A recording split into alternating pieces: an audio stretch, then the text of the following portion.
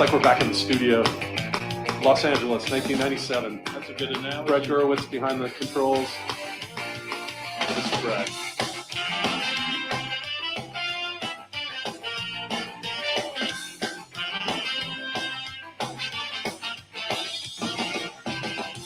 I don't need to tell the truth, but I never lie. I don't need to bow to you. You're just passing by.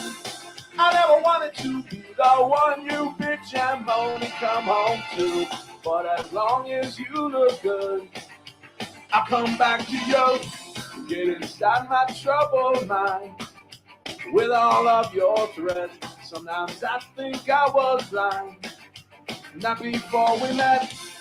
I never wanted to be the one that you depend on for your life. When you cry, it smells like soup.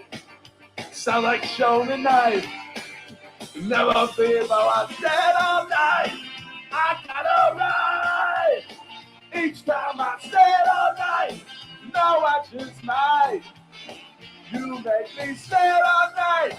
It's just that side of you tonight that makes me stay all night.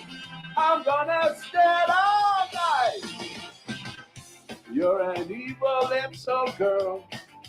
I'm a twisted man, tearing through your perfect world.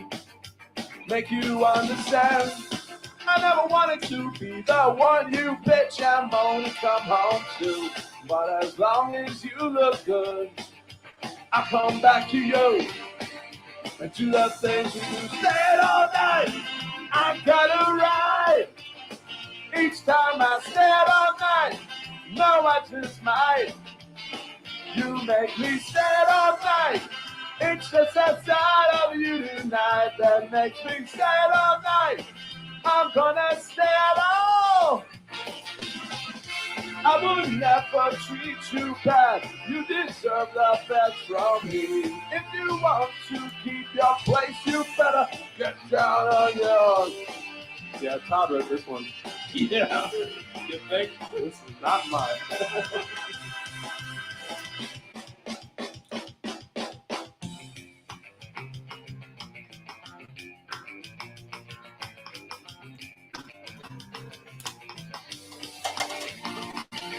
Stand all night, I gotta ride. Each time I stand all night, now I just might. You make me stand all night.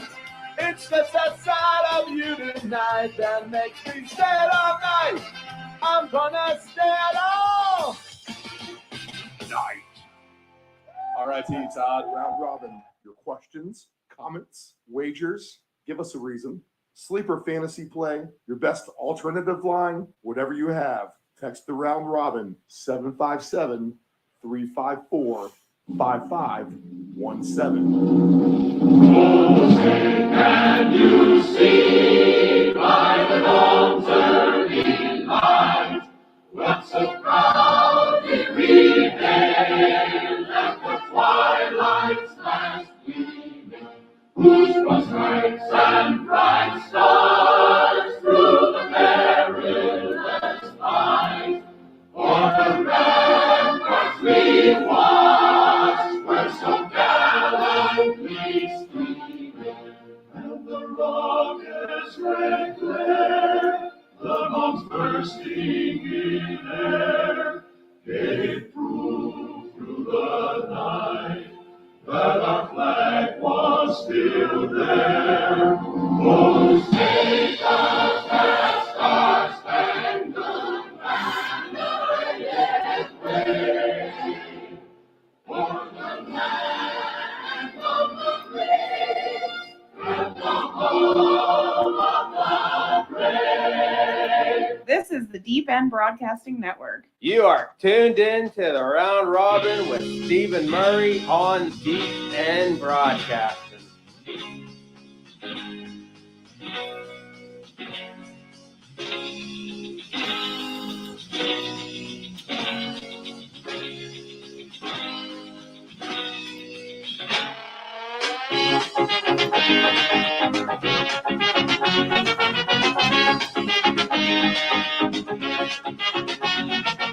You need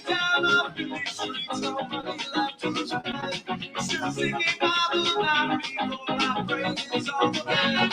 Wherever head I see the crowd flashing through the lights. I'd rather see the carnage of some crowd. To preach, I never know what's going on. Just happy to It is just after 8:30 a.m. Eastern Standard Time here on the beautiful coastline of Virginia Beach, Virginia, here in the United States of America. It is NFL Week 15 in full effect. December football at its finest. All the bowl games are underway. A World Cup final today. So the World Cup will finally be wrapping up.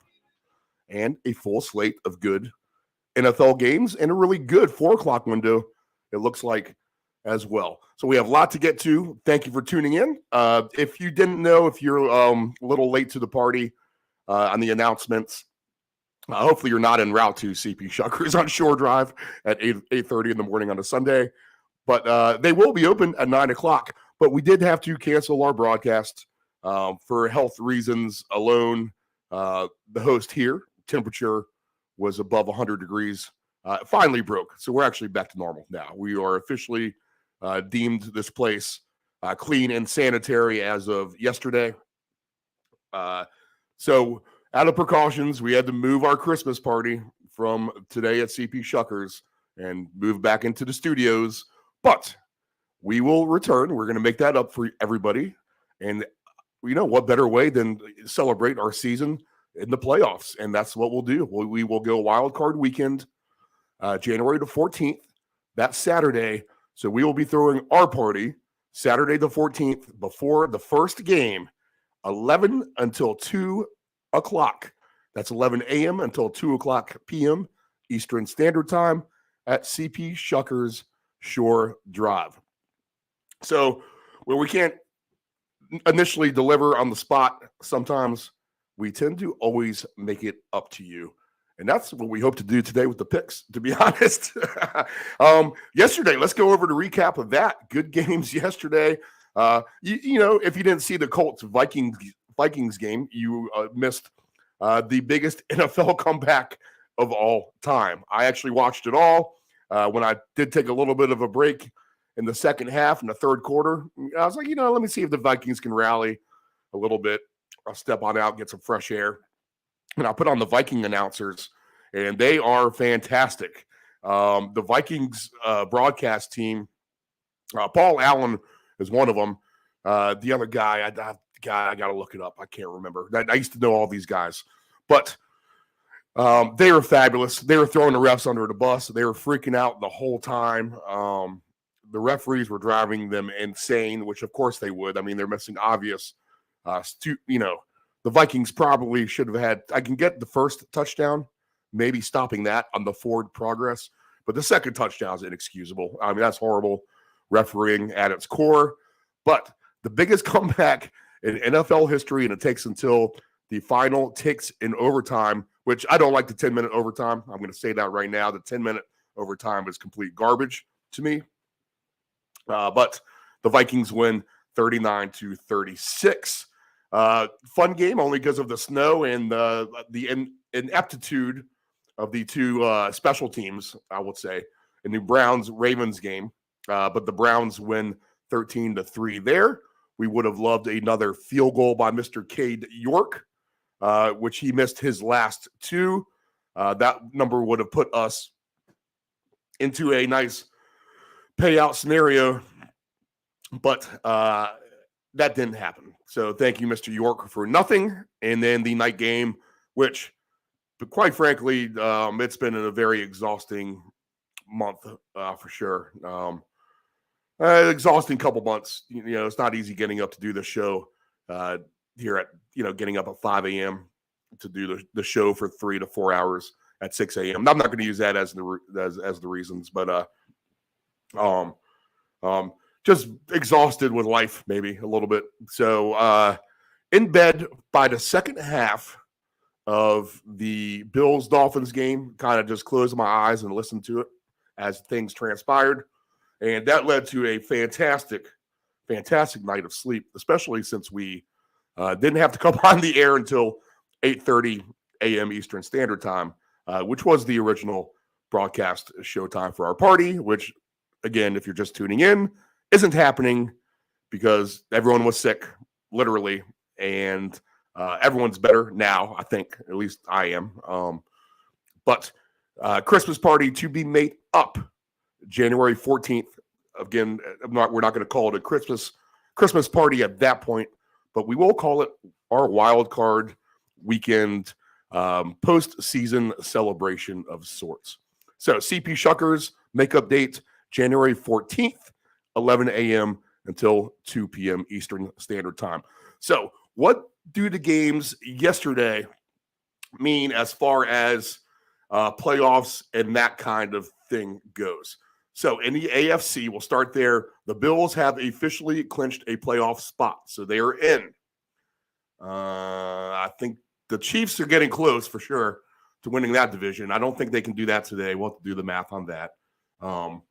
Let's see. The other playoff teams right now, if everything were to start right now, would be Chiefs second, Bengals third seed, Titans the fourth seed. The Ravens would be the fifth seed after that loss yesterday. In fact, they dropped 2 spots. Right now, the Bengals, by virtue of the Ravens' loss yesterday, and if the Bengals can beat Tampa at a nice 4 o'clock window game, well, Bengals are playing nice. Tampa hasn't.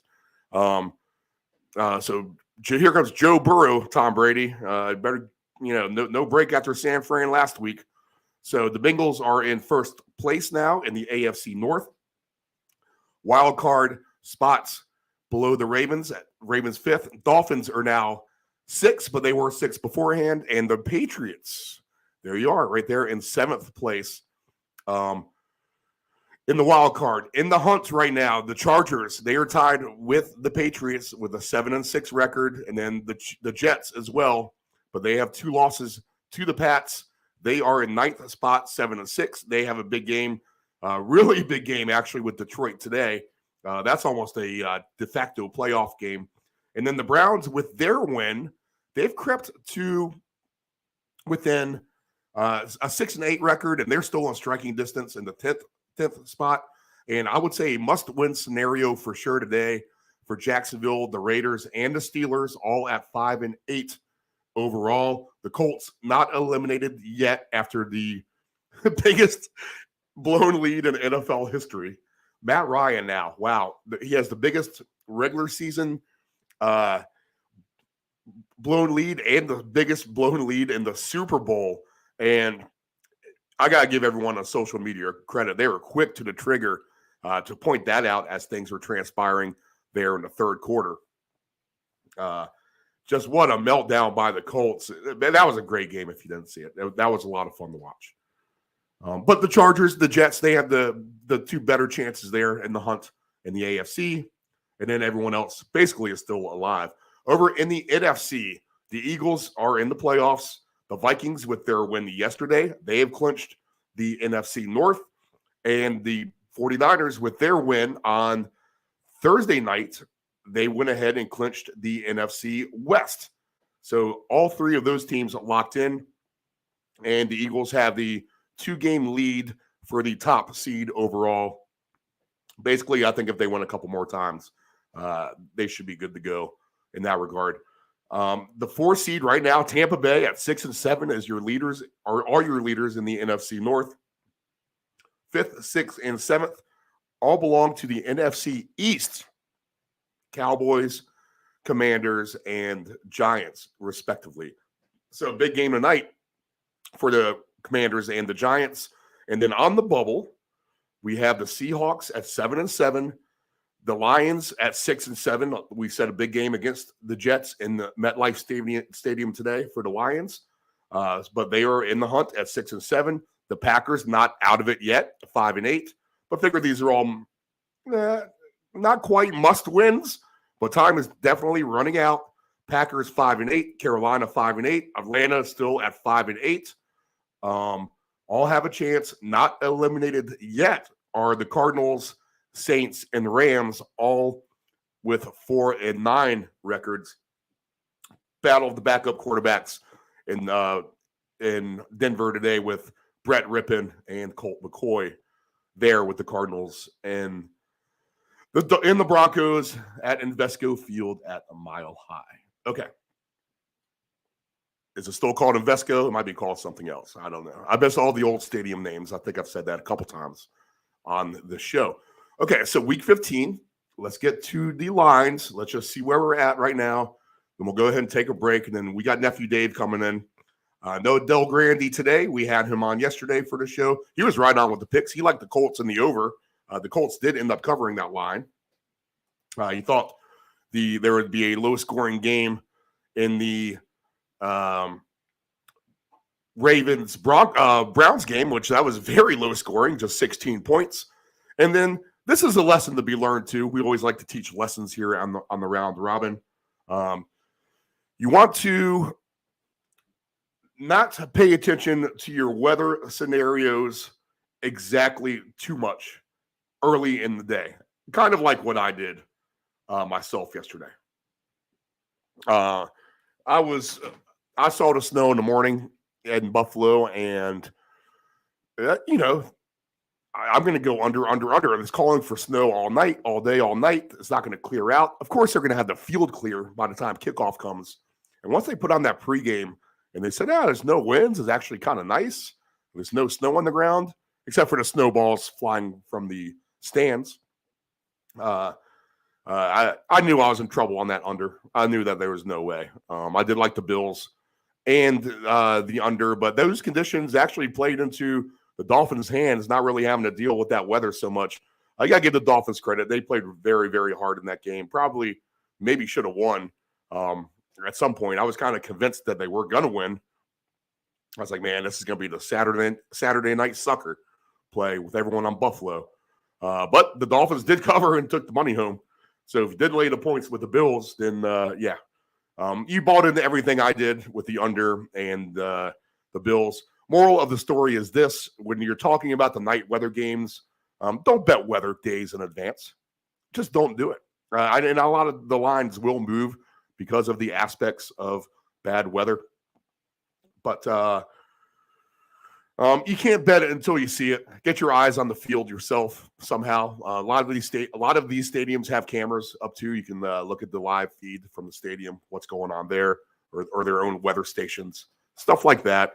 But don't fall into the blasphemy of what was last night, a Bills and under scenario, which clearly went Dolphins and over very, very easily. So, lessons always to be learned forever in the art of wagering and gambling, for sure. That being said, it is week 15, Sunday games. Let's get to the lines. I want to see what kind of movement we've had. This will be my first look since last night. I'll just kind of tell you if things have moved or not.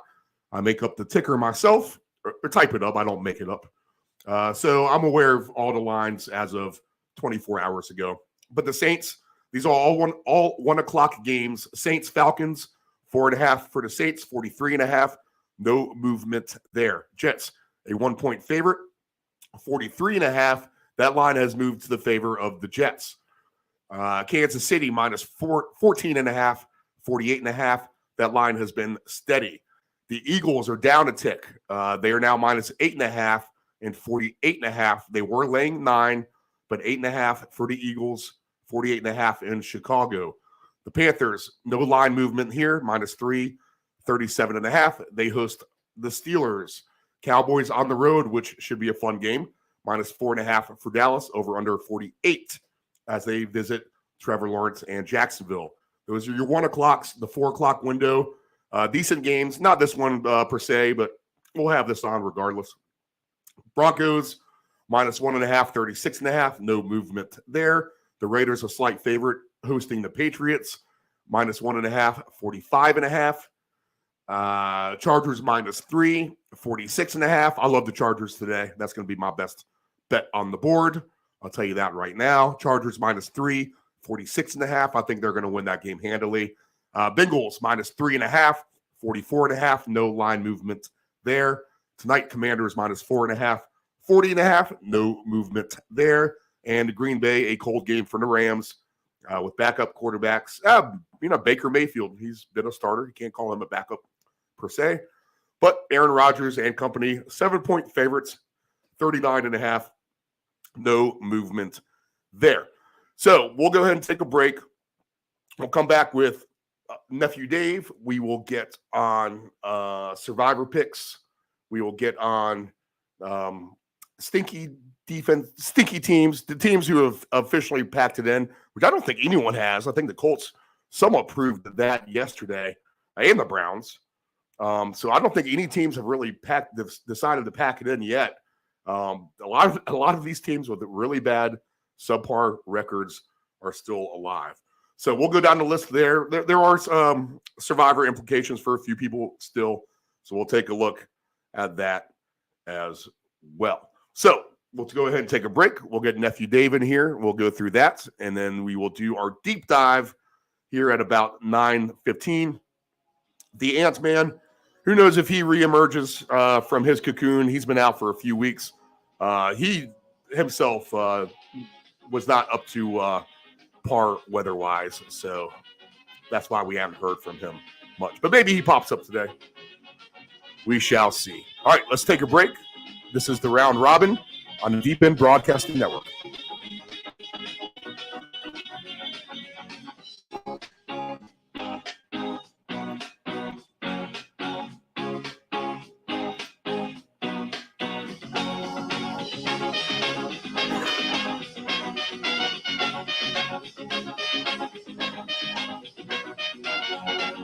Family-owned and operated, CP Shuckers Cafe and Raw Bar specializes in delicious cuisine, refreshing drinks, and a laid-back atmosphere. We opened our doors in 1995 and have enjoyed being a place to either relax or celebrate ever since. Whether you are in the mood to indulge in a great meal with your friends and family or watch the game, we promise that our inventive menu, attentive service, and skilled bartenders will have you truly satisfied. Both of our locations have spacious outdoor patios for enjoying the breeze and catching a little sun. Our friendly staff at CP Shuckers will make your next dining experience a pleasant one by delivering personal care. We are open until 2 a.m. Full menu will be served until 10 p.m. and late night limited menu until 1 a.m.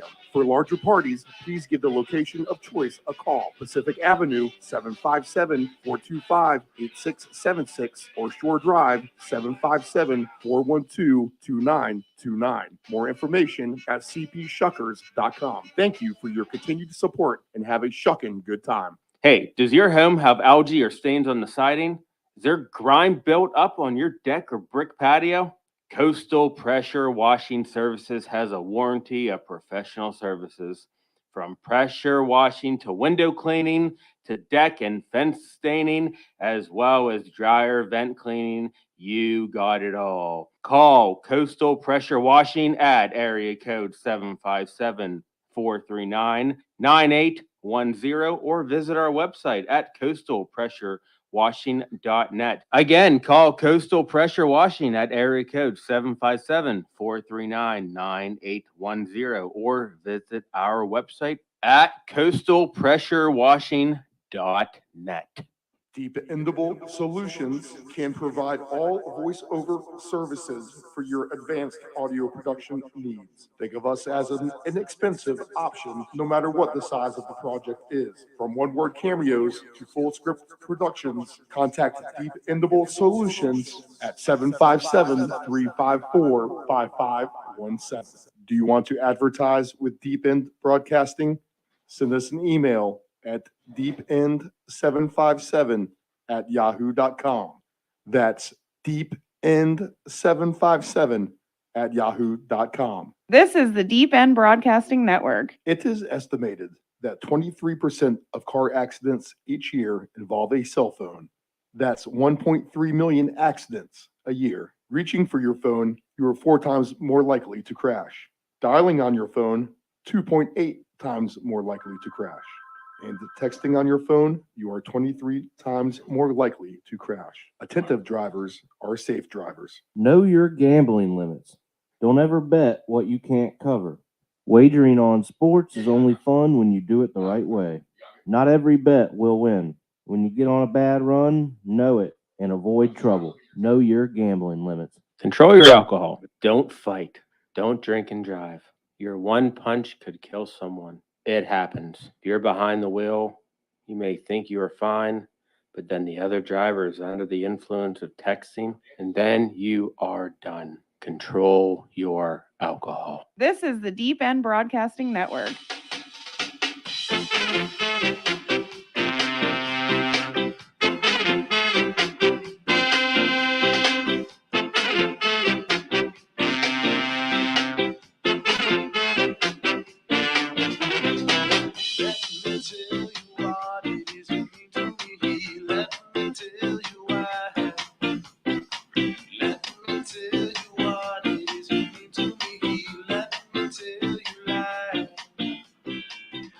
This is the Round Robin. I am Stephen Murray.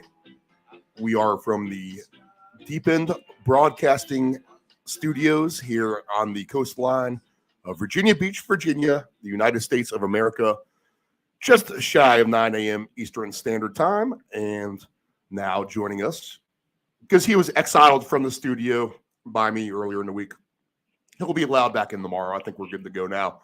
But Nephew Dave, what's going on, man? Good morning, sir. I'll be happy to be back for What the Puck in the studio. I've been missing the studios. I think we're good. We went ahead and sanitized everything completely yesterday. So I think we're in the clear for the most part now. But we've said that before back in the day too. about 7 or 8 days ago. Just a weird little it is non-COVID related, just this stupid little bronchial thing that it doesn't level you. It just takes about 35% out of you, if that makes sense. It doesn't like completely annihilate you, but it's the side effects are just completely random of everything. You never know. Like one day is it a headache, next day am I just coughing a little bit. It's very, very weird. I think all those, honestly, David, I think all those shots and boosters that they've given out over the past, I think that's kind of effed everything up at this point, to be honest. Oh, I believe it. And, but it's good to know that you're feeling better. Oh yeah. All right. So enough of that. We live to the future. But you had a good little hockey ticket yesterday, so we want to congratulate you on that. But what's your take out on the NFL games that happened yesterday? Steve, I think for the most part, what we talked about kind of happened, except for the I'm glad I didn't play that over last night in that Baltimore game. What a snoozer. My God. But I was a little surprised with the Dolphins. They hung in there in that snowy, cold environment, and they gave it a good shot. But ultimately, Buffalo gets the win, which I think we thought was going to happen. Crazy game to start off Saturday. Matt Ryan on the crap end of another bad loss there. I thought the Vikings were dead in the water. Next thing you know, here they come. But you know what? Down the stretch, Steve, they're not going to be able to make that mistake too many more times, especially in the playoffs. That's not gonna work against some better teams that they're going to face. So they in Minnesota that they definitely need to clean up. But all in all, I thought for the starting the weekend that it wasn't a bad Saturday of football, except for that Ravens game. No, that was exciting. We'll have optimism that the games can be good today. I said this though: the Browns and the Ravens were somewhat entertaining, just in the sense, just watching the special teams meltdown. Just in that aspect alone, we had a blocked field goal, we had several missed field goals, and then it was who can shoot themselves in the foot the least, which obviously the Ravens did that the most. I mean, they by far turned it over more than Cleveland, whatever that turnover ratio was. I think it was 2-0, if I can think of it offhand. I don't think the Browns turned the ball over. But the Browns, they're not out of it quite yet. I was going through all the playoff scenarios with everyone before you got on the air, and literally everyone is still in it.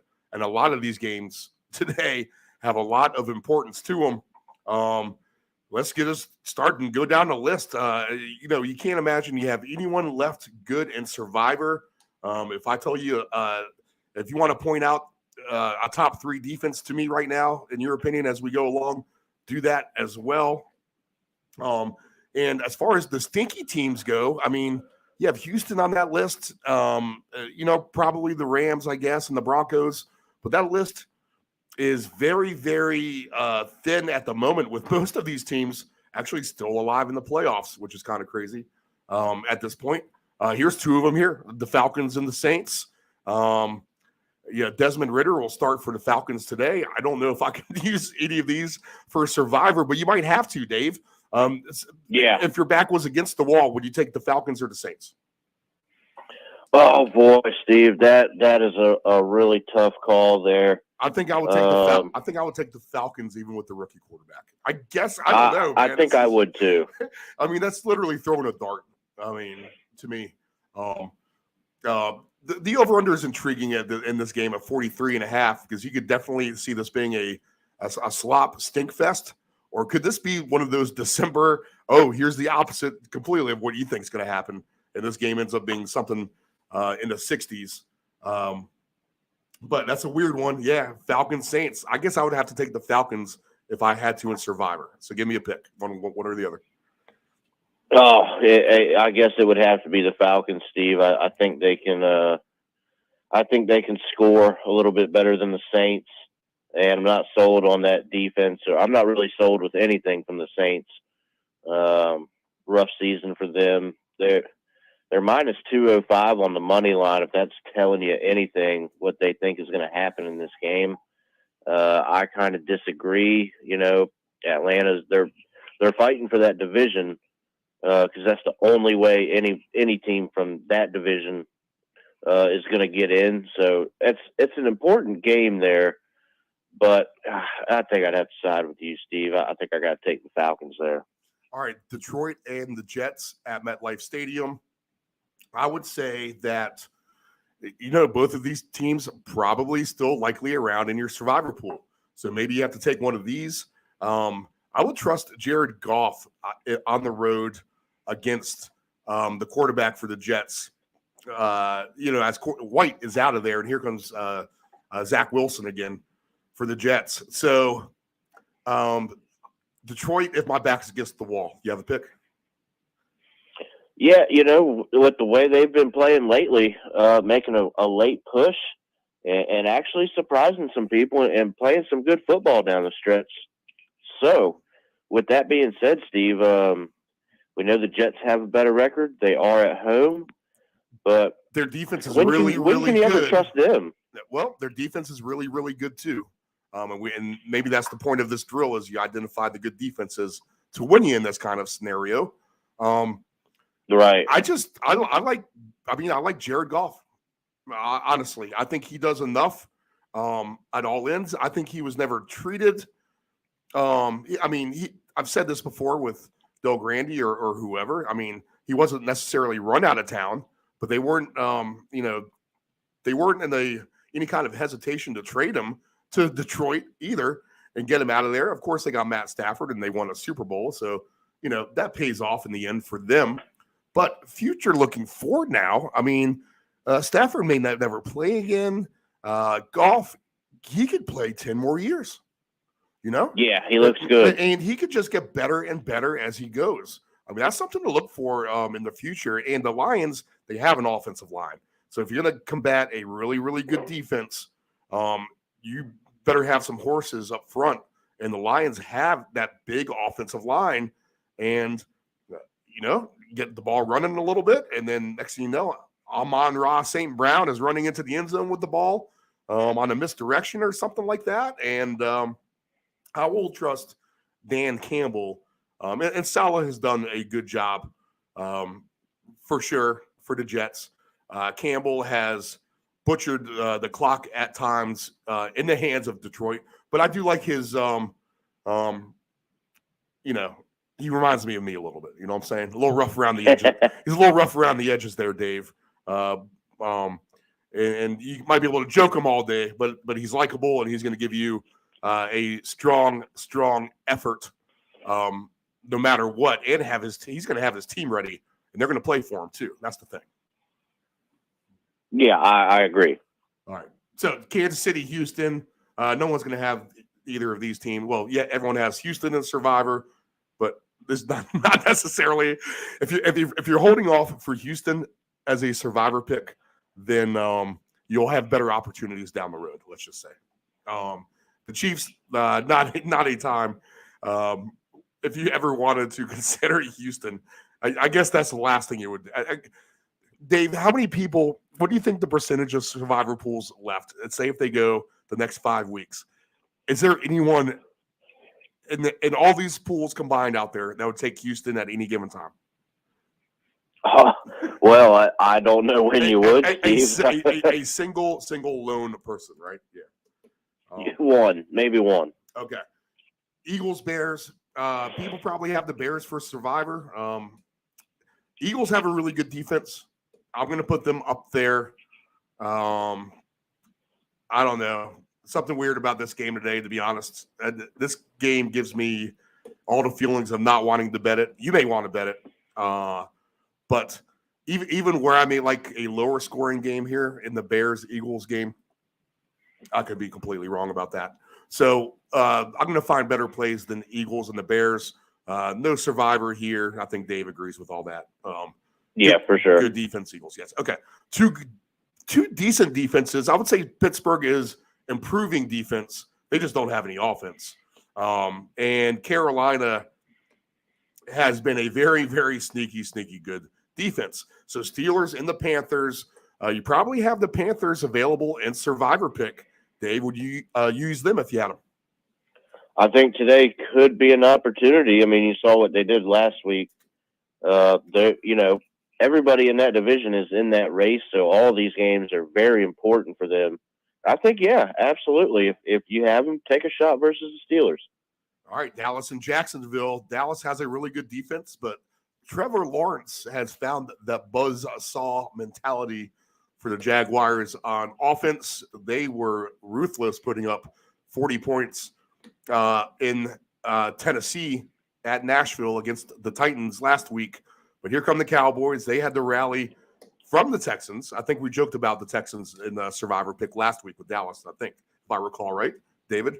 But but here's Dallas again. If you had Jacksonville, and you didn't have a better play on the board, would you take a chance with Jacksonville? I guess that's a tough spot to do that. Oh, yeah, I think that's a tough ask. Even though, we saw Houston almost pulled it off. But that's what good teams do, Steve. They find a way, when things necessarily might not be going the right direction. And, it pains me to say it, but it's the truth. And that's, what we do here on the show. Dallas is a good football team. So they dug deep. They found a way to win, and they're moving on. So I think it's another tough test for Jacksonville. That would be a really hard ask, I think, in Survivor. But, hey, you never know what could happen. You might get lucky. I would feel better with Jacksonville more than I do with Houston. That's for sure, though. Okay. Arizona. I would say so. Arizona is at Denver.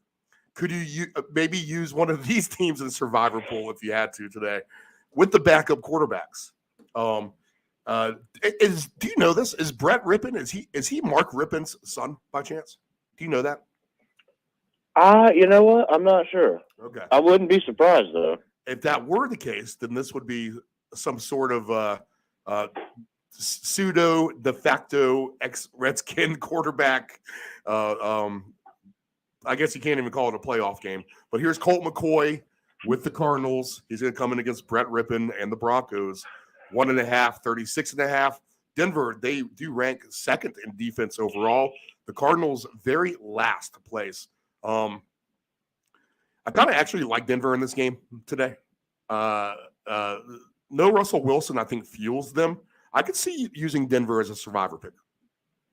Yeah, why not? I mean, Cardinals they're just not a very good football team, Steve. And the Broncos aren't either. But if you're thinking, what's my logical play here?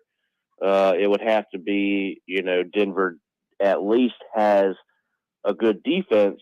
They just really struggle on offense. So, yeah, I think Denver only because of their defense, Steve. I think what we're learning in the survivor drill right now is that it's just going to be a crapshoot of some of these worst teams who can get a win a day, really. I mean, that's what you need. You just need one win. It doesn't matter who it is. And you kind of erase the records of the past in your mind, I think, when you do something like this. And I think Denver may be a good pick if you think about it in that regard. Patriots and the Raiders, I'm not sure if people have either one of these teams left in survivor pool. If you do, I think you're probably better off doing something along the lines of what I just said with Denver or something like that. It is student against teacher. Belichick is at Josh McDaniel. Patriots at Raiders. -1.5 points right now for the Raiders. 45.5 is the total point spread there. So no survivor pick for me. There's Patriots have a really good defense still, I would say. So maybe that favors them in this kind of matchup if you're going to apply our defense. We know the good defenses by now. So if we apply the good defense of team model to getting wins, because that's what's going to win you in December football, then right now you probably have the Patriots on board this list. The Broncos, as we just said. Scrolling back, 2 good defenses in Carolina, so that's a wash. But you have the Jets, if you're going to put them on that really good defensive list at home against the Lions. That's just going to be a weird, tough inter-squad matchup, especially with the Jets having their backup quarterback who was their starting quarterback, who was their third-string quarterback because their third-string quarterback's out from injury, and the second-string quarterback who was the opening day quarterback is also just not reliable or old at this point. Did I sum that up well? I think that was pretty good. Yeah, I think so. Let's see. So, yeah, Patriots, Raiders, Dave. Quick thought on that one.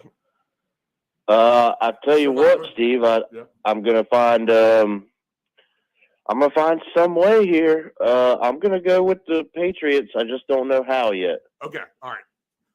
Tennessee, Chargers. If you have the Chargers left, good spot to use the Chargers, I think, in Survivor. Yes, if you have them, that's probably your best play. I think that's your best play. It's my best play of the week overall, I think, right now, in my mind. Unless you guys tell me something different or Ant comes along and tells me something different or something breaking news-wise. Justin Herbert abducted by aliens, something like that happens here in the next hour or so of this broadcast. Let's see. Bengals, Tampa Bay.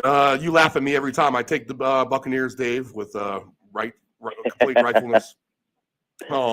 Could you use Cincinnati on a survivor pick if you had them? Absolutely you could. You look what they're doing lately. They look like a much different team. And Steve, if you use Tampa Bay again, I'm gonna keep laughing at you, buddy. No pick on Tampa Bay today. I'll tell you that. All right, Giants, Commanders.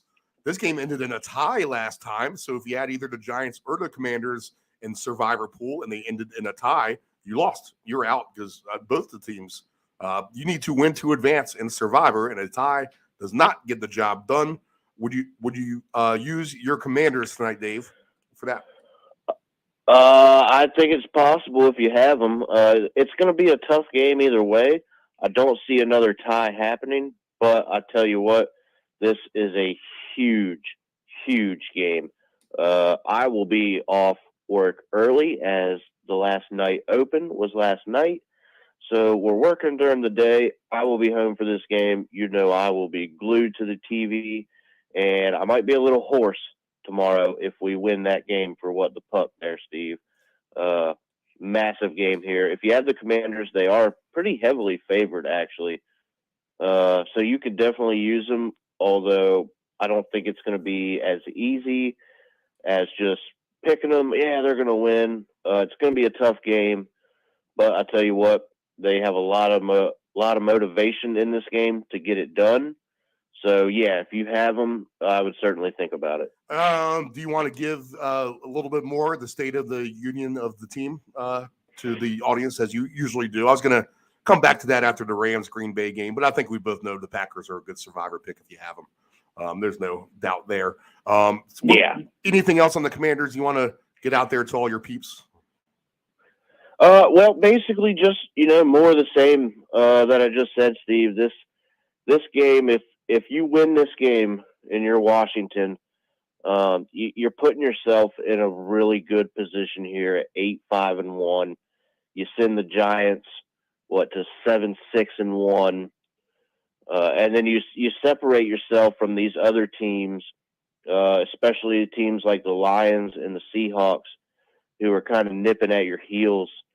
And I've been watching, reading. These guys are absolutely fired up for this game. They know what it's going to feel like. They've been saying for 2 weeks now, hey, we need all the fans. Come on, pack this house, make it loud, playoff type of atmosphere here. And it's going to be that way. I think these guys are pumped. They ended in a tie in a game. They feel, probably other people feel they probably should have won that game. Couldn't really muster up anything in overtime of that game. Ends in a tie. I think a tie is ridiculous, but that's beside the point. This is a massive game. If you lose, I don't think it's the end all. But you put yourself in a bit of a difficult spot. So they got to win this game tonight, and then everybody will be feeling a lot better about things. And there's no reason that they can't get it done. Heineke's fired up. The defense is much improved from what it was. They're playing well. It's going to be more of the same, Steve. They're going to have to find a way to bottle up Saquon and Daniel Jones on the ground and make them throw. They have to make them throw the ball tonight because their passing game is just not that efficient. And you force them to do that. You make them kind of one-dimensional, and then you go from there. So we'll get on to the rest of it, Steve, but this is a huge game tonight, one that I will be very closely watching. You can be absolutely guaranteed of that. And there's not going to be one person on the planet more thankful for me that game was flexed into the 8:15 time slot on NBC, because the game that was flexed out was the New England Patriots and the Las Vegas Raiders, which is now a 4:00 game, p.m. Eastern Standard Time. And as far as my David, this might be one of those days, one of those Jameson shots or two goes down the throat here. So as we build up until kickoff, I will be more thankful that those one or two shots of Jameson will be happening earlier in the day and not at 10 p.m. at night. So there's no one more thankful than myself. Okay, so text us 757-354-5517. That's 757-354-5517. Or go ahead and give us a comment on the social media platforms, as those comments should post up here anyway. At least the Facebook ones do. But text us your best play, your best fantasy angle, fantasy questions. We've been getting a few every week, so it's been cool to kind of go over those. It gives us different content to look at. But text us again one more time, 757-354-5517. I promise I'm looking at the phone. It's right here in front of me. Or go ahead and give us one of those comments on one of the media platforms, and I should see it up here, and we will address it. Okay, so it is 9:21 a.m. Eastern Standard Time, and sometimes, Dave, I feel like we're right here in the middle of the deep dive right about now with another 30, 40 minutes to go. But we'll go ahead and start the deep dive now, and that should give us a good full hour to get everything in. We'll take a break. We got to do a little regrouping here for a second. But when we come back, it will be Nephew Dave and I. Maybe the Ant-Man, who knows, if he's reemerged out of his cocoon or not, it'd be nice for him to stop by. But we'll take a break. Coming back, the full deep dive. Time to make some money on this NFL Week 15 Sunday, people. Let's do it.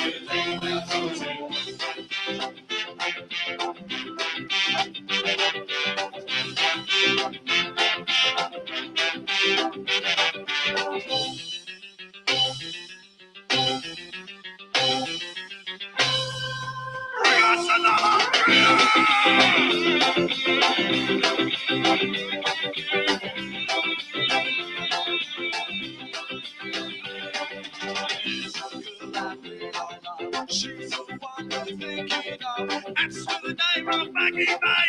When we see her, what we say. Maggie May, bring us another beauty, another beauty. Maggie May, bring us another beauty, another beauty.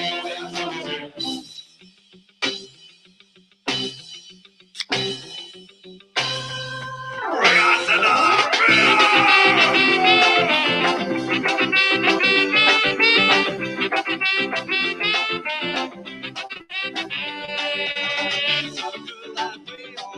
She's the one we're thinking of. That's the name of Maggie May. When we see her, what do we say? Maggie May, bring us another beauty, another beauty. Maggie May, bring us another beauty, another beauty. Maggie May, bring us another beauty, another beauty. Maggie May, bring us another beauty, another beauty.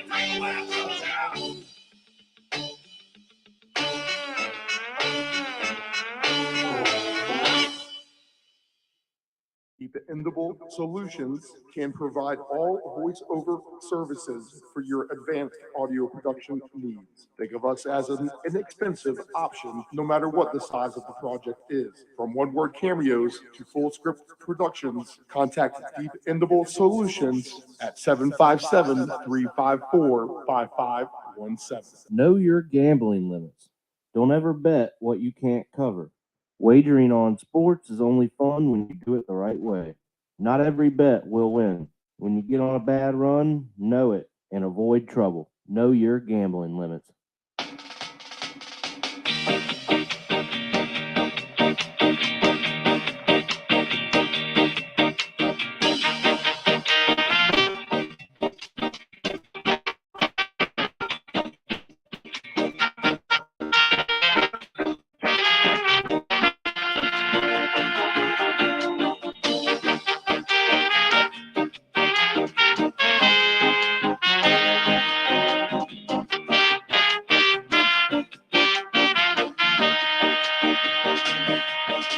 You said it was a waste of time. You said that I would change my mind. You said I'd lose my only chance to go and get out. It turns out you don't really know what you've been missing, my friend. And you might have to now. I got something better.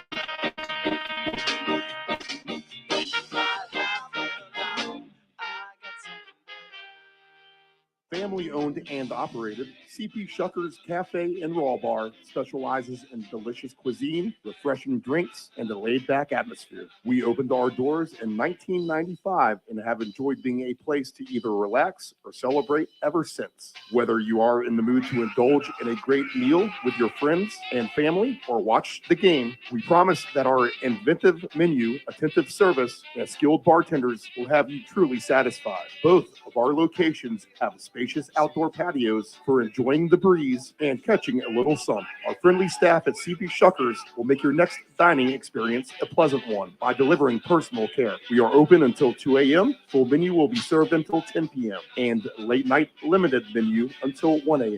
For larger parties, please give the location of choice a call. Pacific Avenue, 757-425-8676 or Shore Drive, 757-412-2929. More information at cpshuckers.com. Thank you for your continued support and have a shuckin' good time. Control your alcohol. Don't fight. Don't drink and drive. Your one punch could kill someone. It happens. If you're behind the wheel, you may think you are fine, but then the other driver is under the influence of texting, and then you are done. Control your alcohol.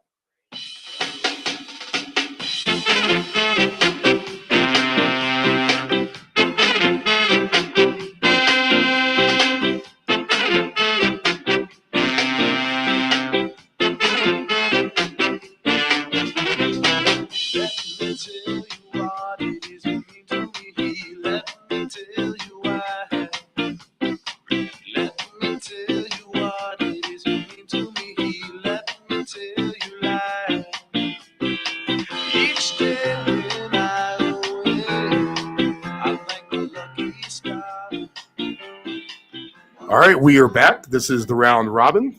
I'm Stephen Murray, Nephew Dave here as well from the Deep End Broadcast Studios here in Virginia Beach, Virginia, the United States of America. 9:30 a.m. Eastern Standard Time. And David, we are moving lines like crazy people. These powers to be here are tuning in because everything we are talking about has started to kind of move in a direction of what we were thinking here. And maybe except for this, but the Saints now 4.5. That's up from 4. The Jets are now a -1.5 point favorite over Detroit. So line moving towards the Jets defense. Yes. Eagles are down from 9 to 8.5.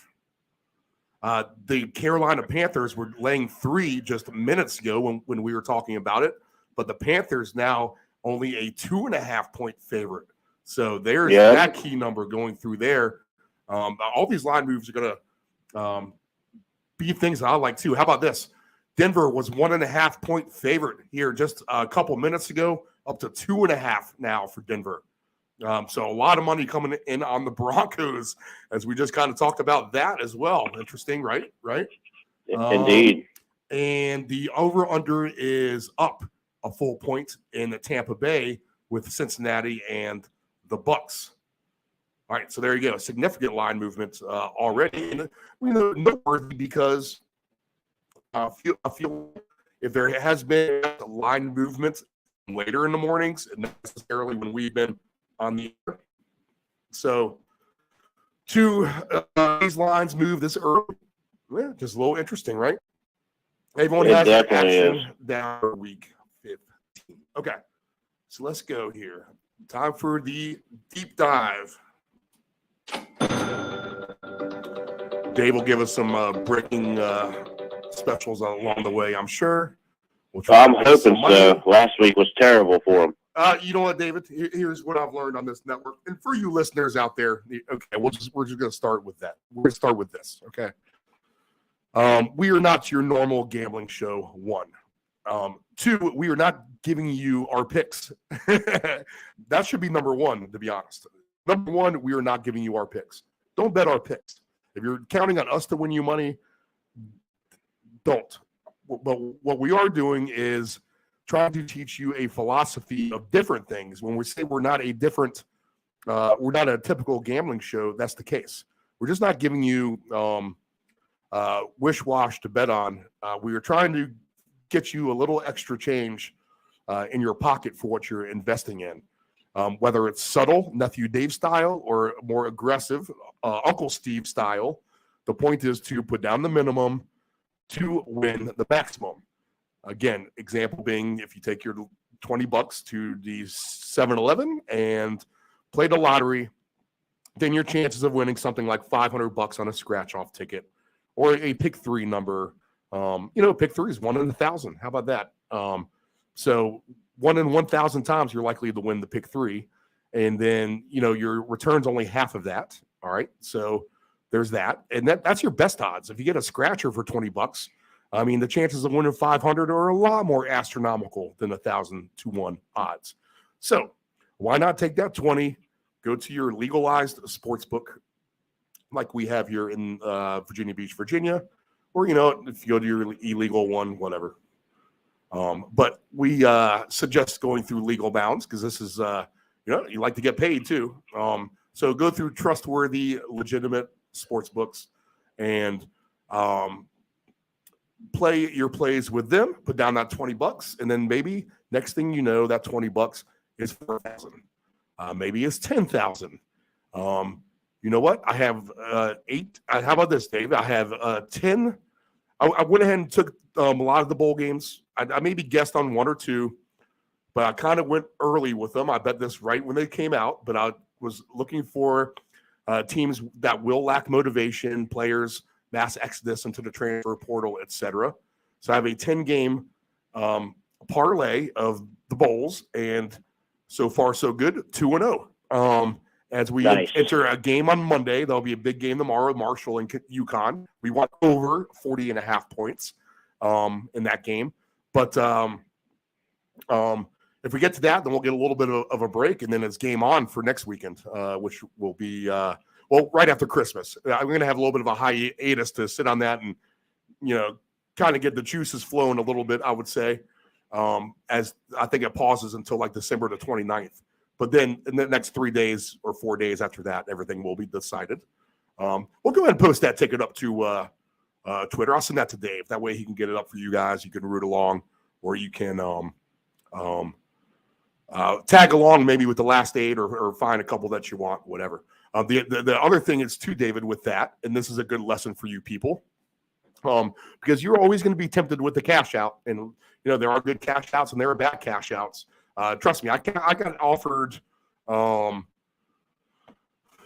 There's like a $700 winner or something here not too long ago, and I was offered $550 to cash out, and it was only a $12 bet, right? So I'm like, you know what? I mean, I'm not. When they offer you the cash out, know that that's including what you put down. So you really got to take that what you put down number off of that cash out offer, and if you think it's fair, it might be smart. And I did that. It was Dallas and Portland, okay?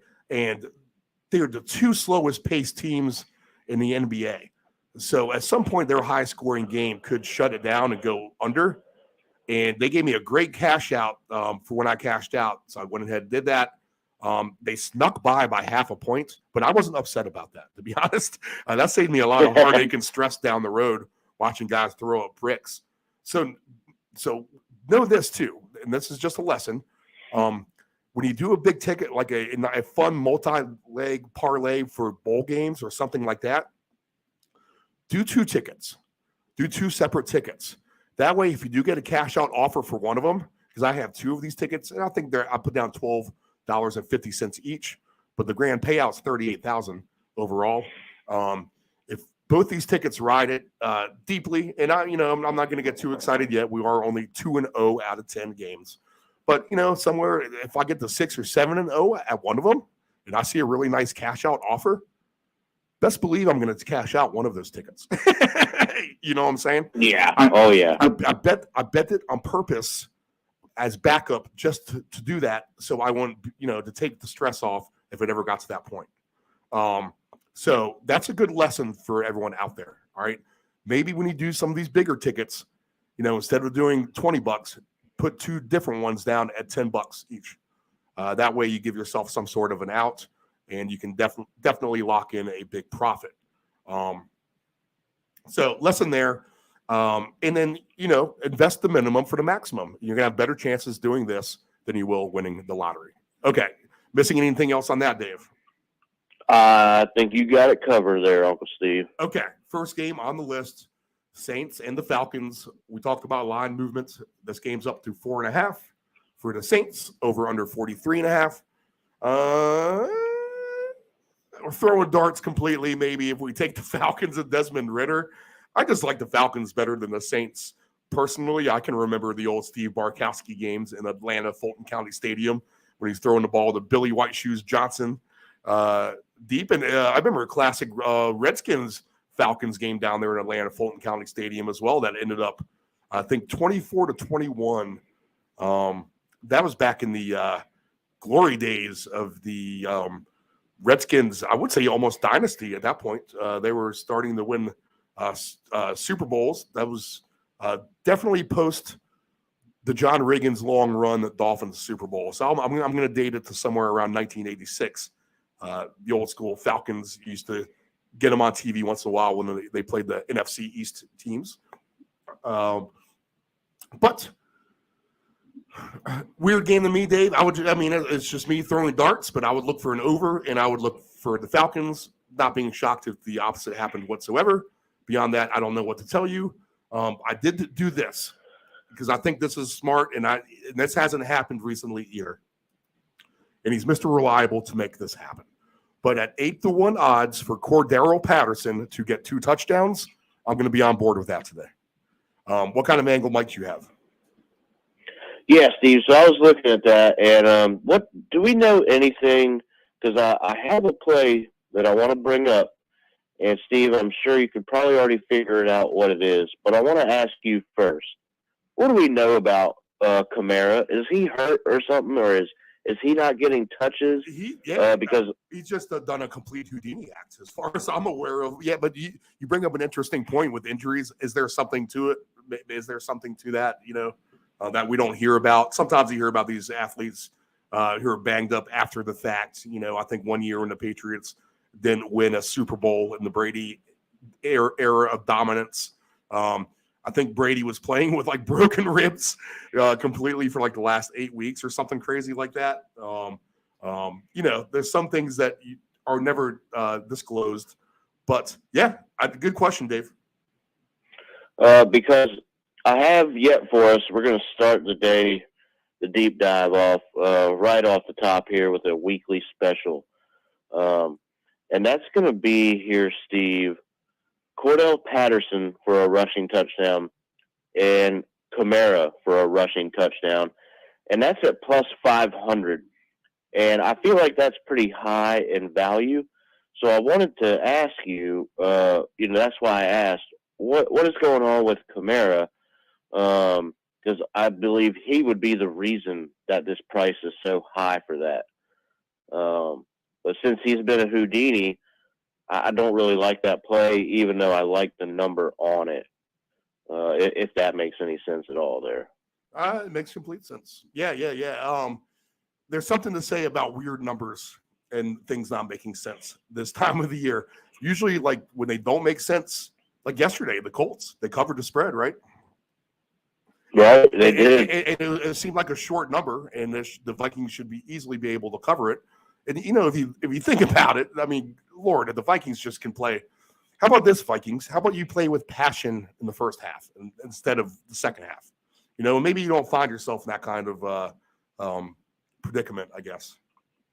But I don't know. Weird game there, Atlanta and the Saints.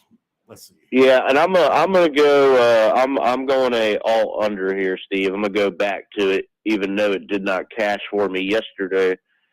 I'm sorry, that was the over. So I didn't play any unders yesterday. I'm gonna start the day off with one now here in this game.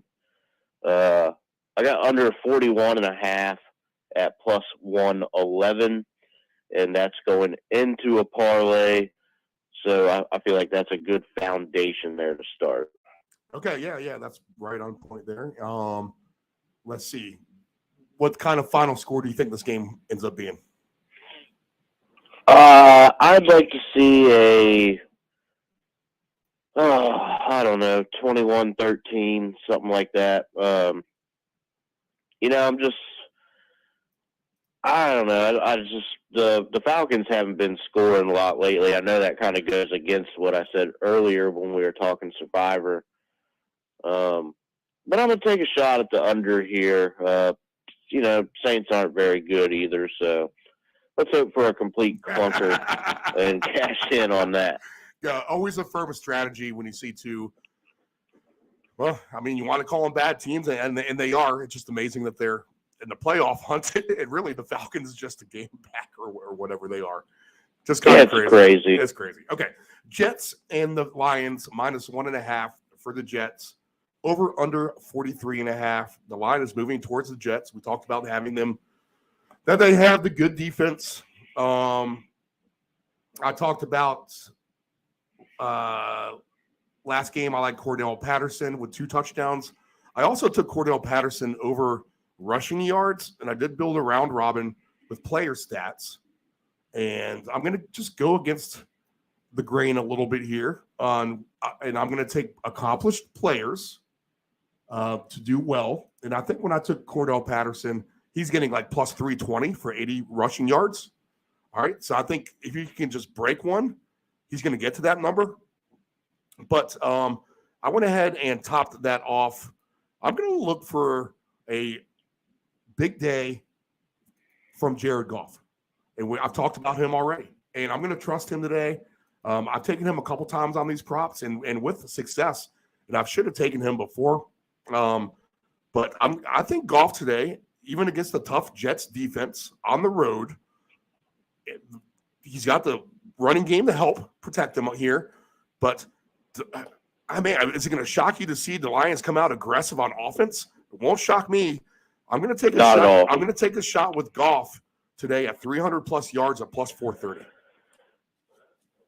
But go ahead, David. Nice. Give me your take of this game. So I'm going to go the same way, Steve, here. But as you said, I am the more subtle of the two of us. So mine's not going to be as high. I'm going to take a shot here, which I think is very, very achievable. Jared Goff, over 1.5 touchdown passes at plus 110. Yeah, okay. I'm on board with that number. I might have to look at that when I do something else as far as random combinations of things. I'm going to definitely put that on the list because I can see that happening as well. And where Detroit does get a lot of rushing touchdowns, Goff can definitely find the end zone twice. And absolutely. I'm hoping the Jets give them a short field, to be honest, with some quarterback ineptitude. But we shall see there. All right, so good game. De facto playoff game, 1 o'clock Eastern at MetLife. The Jets -1.5, 43.5 against the Lions. Weather not an issue. Weather will not be in. It's going to be cold in spots. The coldest game is actually in Chicago, but beyond that, there's not going to be any kind of weather issues today for these games. Kansas City and Houston. 14.5 points are the favorites for the Chiefs, 48.5. I'm going to be 1 week off on my thinking with the Texans, where I thought Dallas was going to completely thump them last week and cover that huge number. The Texans led most of that game and maybe should have won it, actually. But no Dameon Pierce today. Here come the Chiefs. That's going to be kind of demoralizing to lose that game after winning that the whole way through. The Texans do play feisty, but I could see Mahomes and company coming in into this Texans stadium today, and they absolutely roll them and maybe win going away, even in garbage time with their backups. I don't know, Dave. What do you think? So Steve, I'm looking at the weekly special here for this game. That's my thing. I have Patrick Mahomes for 300 plus passing yards and 1 receiving touchdown for Travis Kelce at plus 200. Do we like that number? I think that's certainly achievable, I'm actually more worried about the 300 yards for Mahomes than I am the touchdown for Kelsey. But both items there very achievable. I feel like numbers not super high, but plus 200. You're adding value to the parlay build. So I think that's something that I would take a look at. So Kelsey is minus 155 today for anytime touchdown, and Mahomes. So Mahomes to get to 300 yards? Yes. Let's see. I want to see what this math comes out. It's going to be right there. Yeah, it's going to be about the same thing here. Oops, here we go. I know this is invigorating. Broadcasting is clicking around looking for lines. But yeah, so actually, David, that's a better price on the special because if you plug that in as a same game parlay with Kelsey to score and Mahomes 300 plus, that is only $10 to win $18.90. So a better bargain for sure what you're getting there on that special. I can see that happening. What I'm going to, I think all the Chiefs numbers are live today, to be honest. The problem is, at what point do they sit people too? Yeah, exactly. So that's the scary thing. That being said, I'm going to trust the rookie. This might be the game that Andy Reid says, let's go ahead and establish this run here for the playoffs. Let's not make Mahomes try to have to beat the Texans through the air like he had to a tough Denver defense, which he did to pretty much good success, at least in the first half, until they were slowed up in the big comeback by the Broncos last week. But in my player prop parlay, I'm took a chance at Isaiah Pacheco at 110 yards to rushing at plus 400. I also took Isaiah Pacheco to get 2 touchdowns, and my touchdown, what I've tried to basically do is back up my yardage props with the touchdowns. Maybe they get the, maybe there should be a little bit more mix and matching there with these kind of things. But where are the anytime touchdowns? Let's see here. Oh, yes. So Pacheco is just minus 110 for anytime touchdown. We'll go ahead and keep down this list for a second. Valdez-Scantling is at plus 210. Juju is at plus 135. Kadarius Toney plus 390. He could get an anytime touchdown today. That might not be a bad player to put in there now that he's back. Ronald Jones is at plus 600. Sky Moore plus 480. All these players are Chiefs for the most part on the anytime touchdown score list, which is kind of funny. But for 2 touchdowns today, Pacheco is at plus 450, and I signed up for that actually. I think they're going to try to get this young buck really going. He's had a nice season, but let's step it up one more notch here as we get into the playoffs and get good numbers by Pacheco. But Dave, I just think overall, I think it's a green light for anything Kansas City. Yeah, absolutely. But I do have one more I'm looking at, Steve. We're going to go obscure here, so you can imagine what's coming here. I'm going to take the Houston kicker for over 1.5 field goals made at plus 130. I think he can get him 6 points. I mean, come on. The Kansas City defense is not that great. 6 points from the kicker, too much to ask? I really don't think so. No, I like that actually, David. So over 1.5 touchdowns for Goff parlayed to the kicker prop for the Houston kicker. I'll have to take a look at that myself. I like that. What is it? Fairburn. Yeah. Fairburn's a good kicker.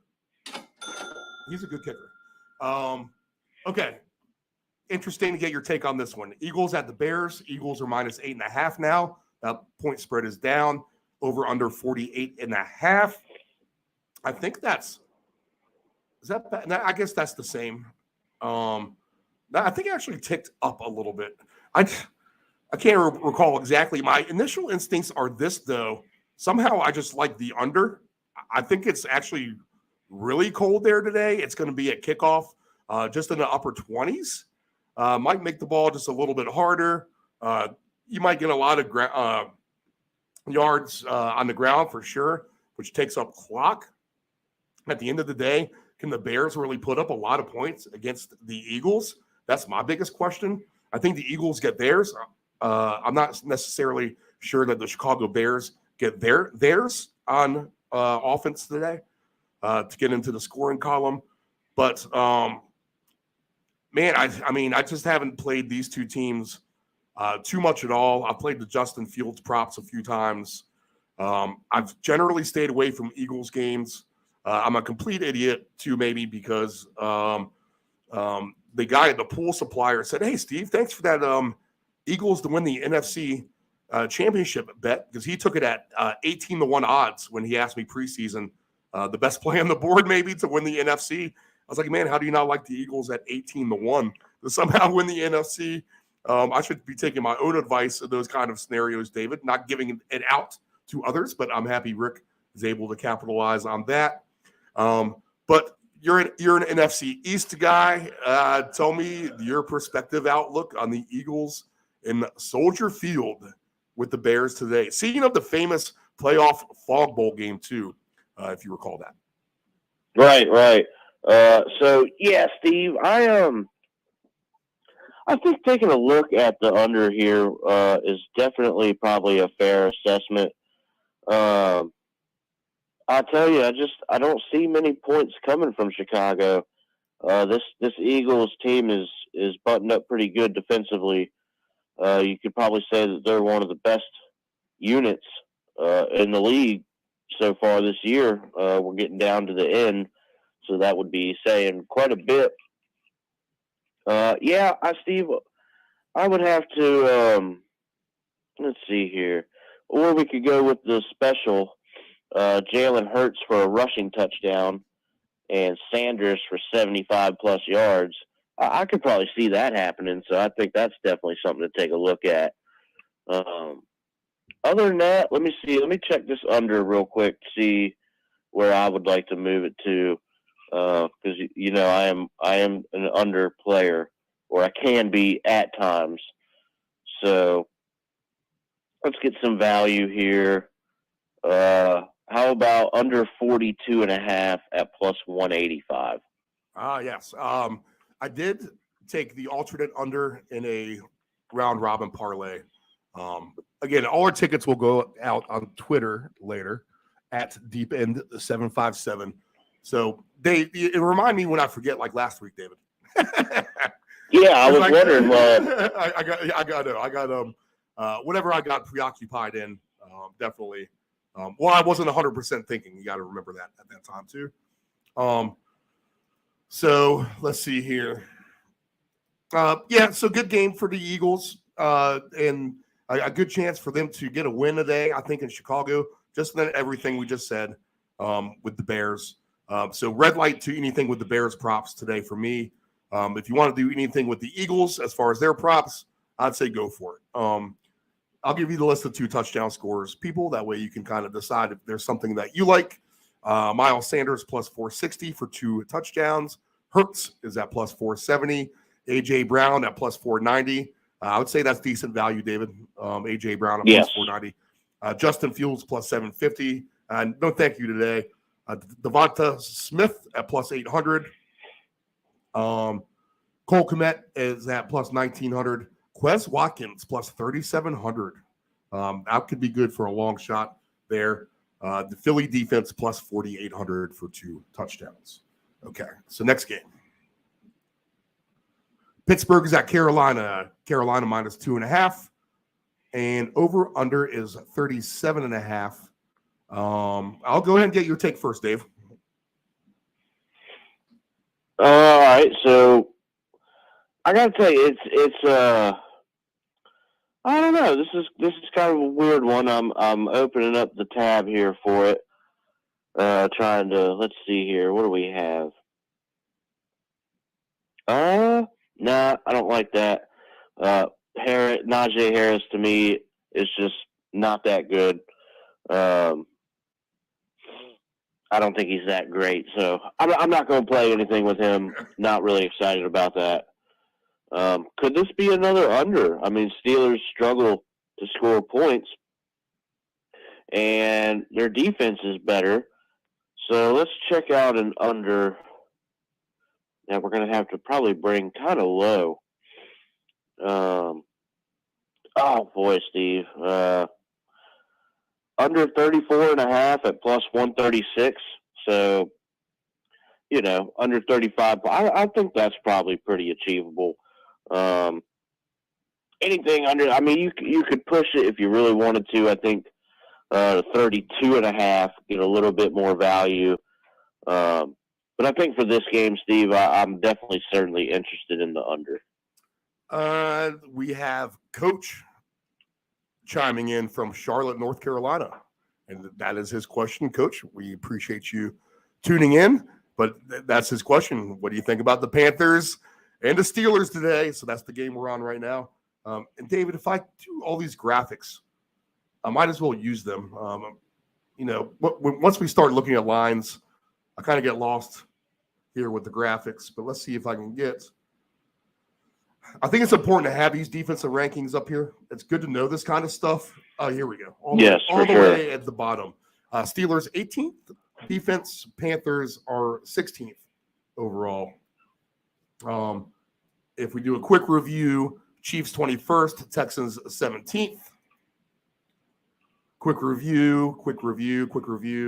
Eagles 6th, Bears 26th in defense. Quick review. Lions 30th, Jets 7th. Quick review. That's it for now. All the other games were yesterday. Back to the Steelers and the Panthers. Okay, David, you could be booing me on this one all season too. I've had a little bit better success with the Steelers than I have with the Buccaneers for sure. So very appropriate, but not much better. I am looking for the weird upset. Carolina with a big win last week at Seattle. Carolina, they're playing hard for that coach. That's the one thing. If you people don't know, they are. They like Steve Wilkes. They want him to have the job. He's a Charlotte guy by nature. He's a hometown boy.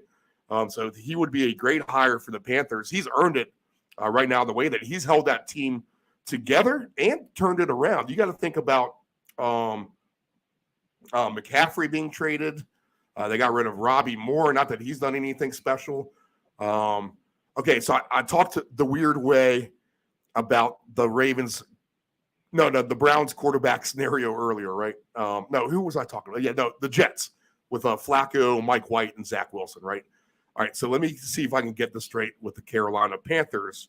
So the quarterback today for the Panthers is the guy that they traded for to be the quarterback, only to get benched by someone else that they brought in from somewhere else to be quarterback, but they didn't like him, so they put him into third on the depth chart.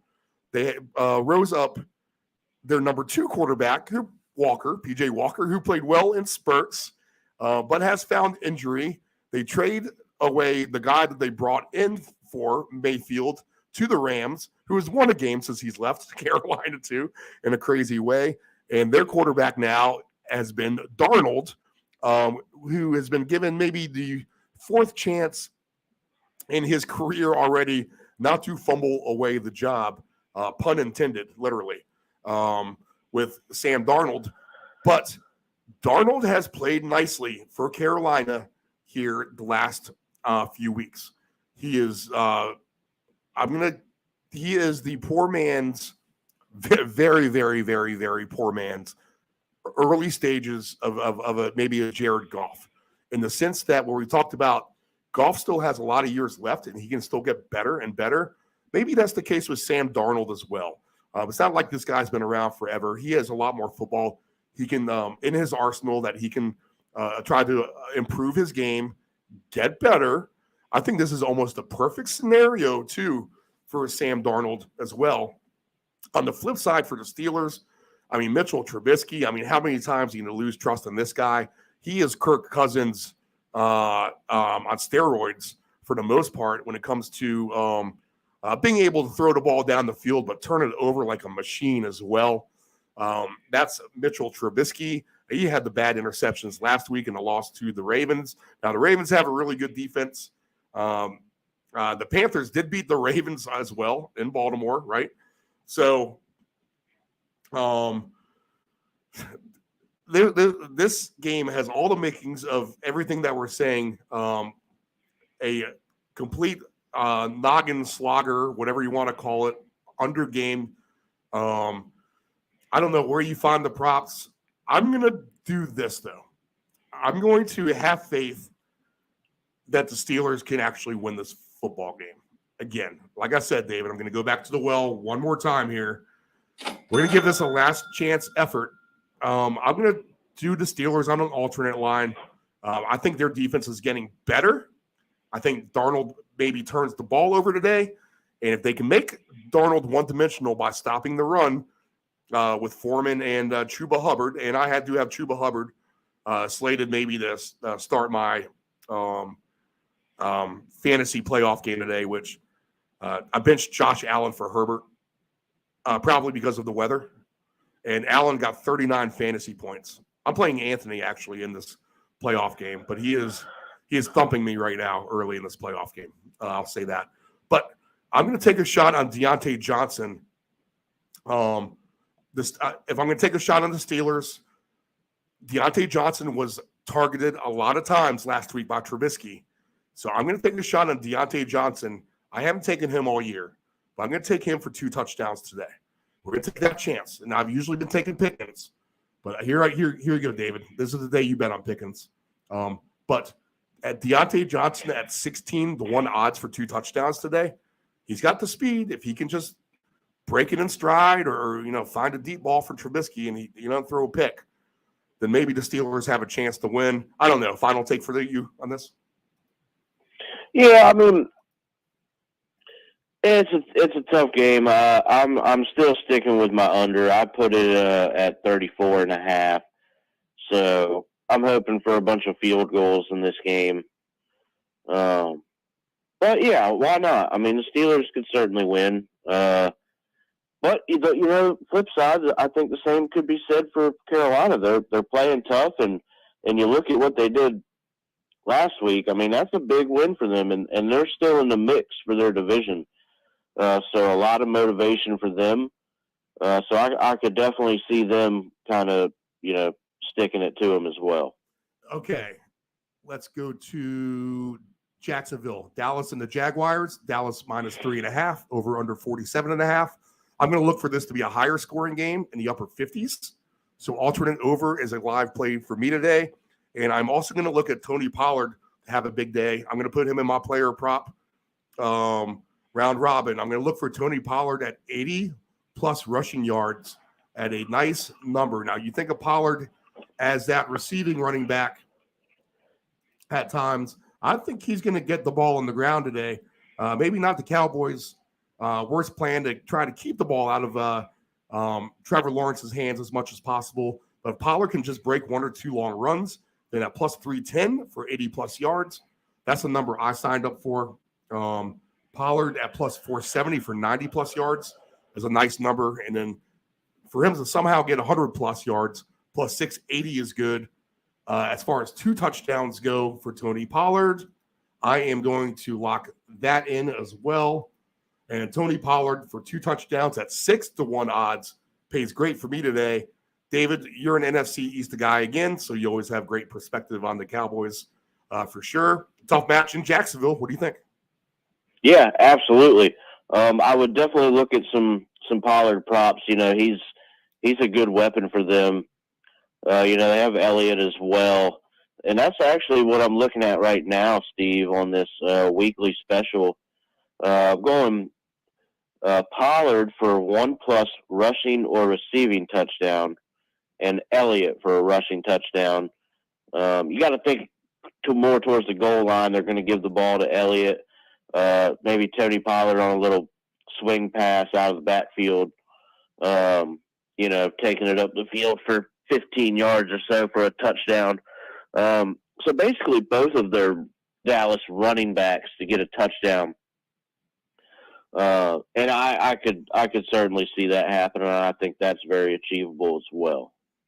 All right. I'm going to look at the Pollard props. I'm going to look at an alternate over. I'm going to give Jacksonville credit for being a good team, and I can see points at home there for the Jaguars and Cowboys. Real quick, other 2 touchdown score props. Travis Etienne plus 460. Zeke plus 500. CD Lamb is 7-1. Kirk 11-1. Dalton Schultz plus 1,300. Zay Jones plus 1,400. The Dallas defense plus 4,200. T.Y. Hilton, look at him. He's a Cowboy now. 90-1 odds for T.Y. Hilton to get 2 touchdowns today. Wouldn't that be interesting, huh? Yes, it would. Okay, Arizona and Denver. These are the 4:00 games. Got about 20 more minutes with Nephew Dave. I got to cut him loose. Is that about right, Dave? Yeah, something like that. All right, so we'll get you. Yeah. I think we're good to go here. All right, Denver and the Cardinals, 4:00 game. Denver minus 2.5. Over under 36.5. This line has already moved in favor of the Broncos. I'm going to trust. The thing to me is Arizona just looked sloppy on their end against the Patriots. They didn't look like a well-coached team at all. You see DeAndre Hopkins running with that ball held out in the air. Why would he ever do that? And it was easy pickings for a Patriots defense that's taught to poach the football. So the Cardinals, to me, if there's one team that has packed it in, we talked about a lot of teams haven't packed it in yet. I think the Cardinals have packed it in. So Broncos are at minus 2.5, over under 36.5. I think Denver on the alt line is a decent bet all day. And maybe just because the over-under is so low, that somehow sneakily goes over. I don't know. But a good defense for Denver as well. If we look at their overall rankings on defense, the Cardinals, look at this, Dave. This is why I like this game. Cardinals 31st ranked in defense, and the Broncos are 3rd. Maybe with a little bit better motivated offense this week with Denver, I think that's a nice bet. So, and the point spread has moved that way already. So Denver and the Cardinals at 4:00 there in Mile High. David, we talked about this before. It's an El Stinko Fest. Anything else on this for you? Yeah, this could certainly be one of them, just because of that Denver offense. And now that's a low over-under total. So it's hard to say really what to do with that. I think it could be an under just because of the Denver defense, like I said earlier in the show. They do have a good defense, so that's something to take account. And honestly, Steve, with this game, if I'm going to do anything, it's not going to be a super value, but I might just take the Broncos on the money line at minus 130 and just let it go into something that I'm building as just kind of a filling piece. You know what I mean? Right. Yeah, okay. Yeah, and not the worst thing in the world, actually. If you want to get rid of the minus 2.5 and lay the money line with Denver at minus 130, that's a smart move, Dave. I like that strategy. Let's see here. What else do we got? 4:05 Eastern Standard Time kickoff. Raiders, Josh McDaniel, David Carr, minus 1.5, over under 45.5.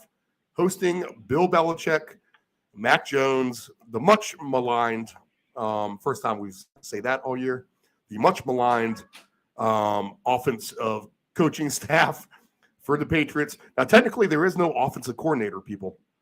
He's just calling the play calls. So, don't confuse Matt Patricia as being the offensive coordinator, although he's just making the play calls. I don't like how that played out on national TV with Mac Jones yelling at his coaches.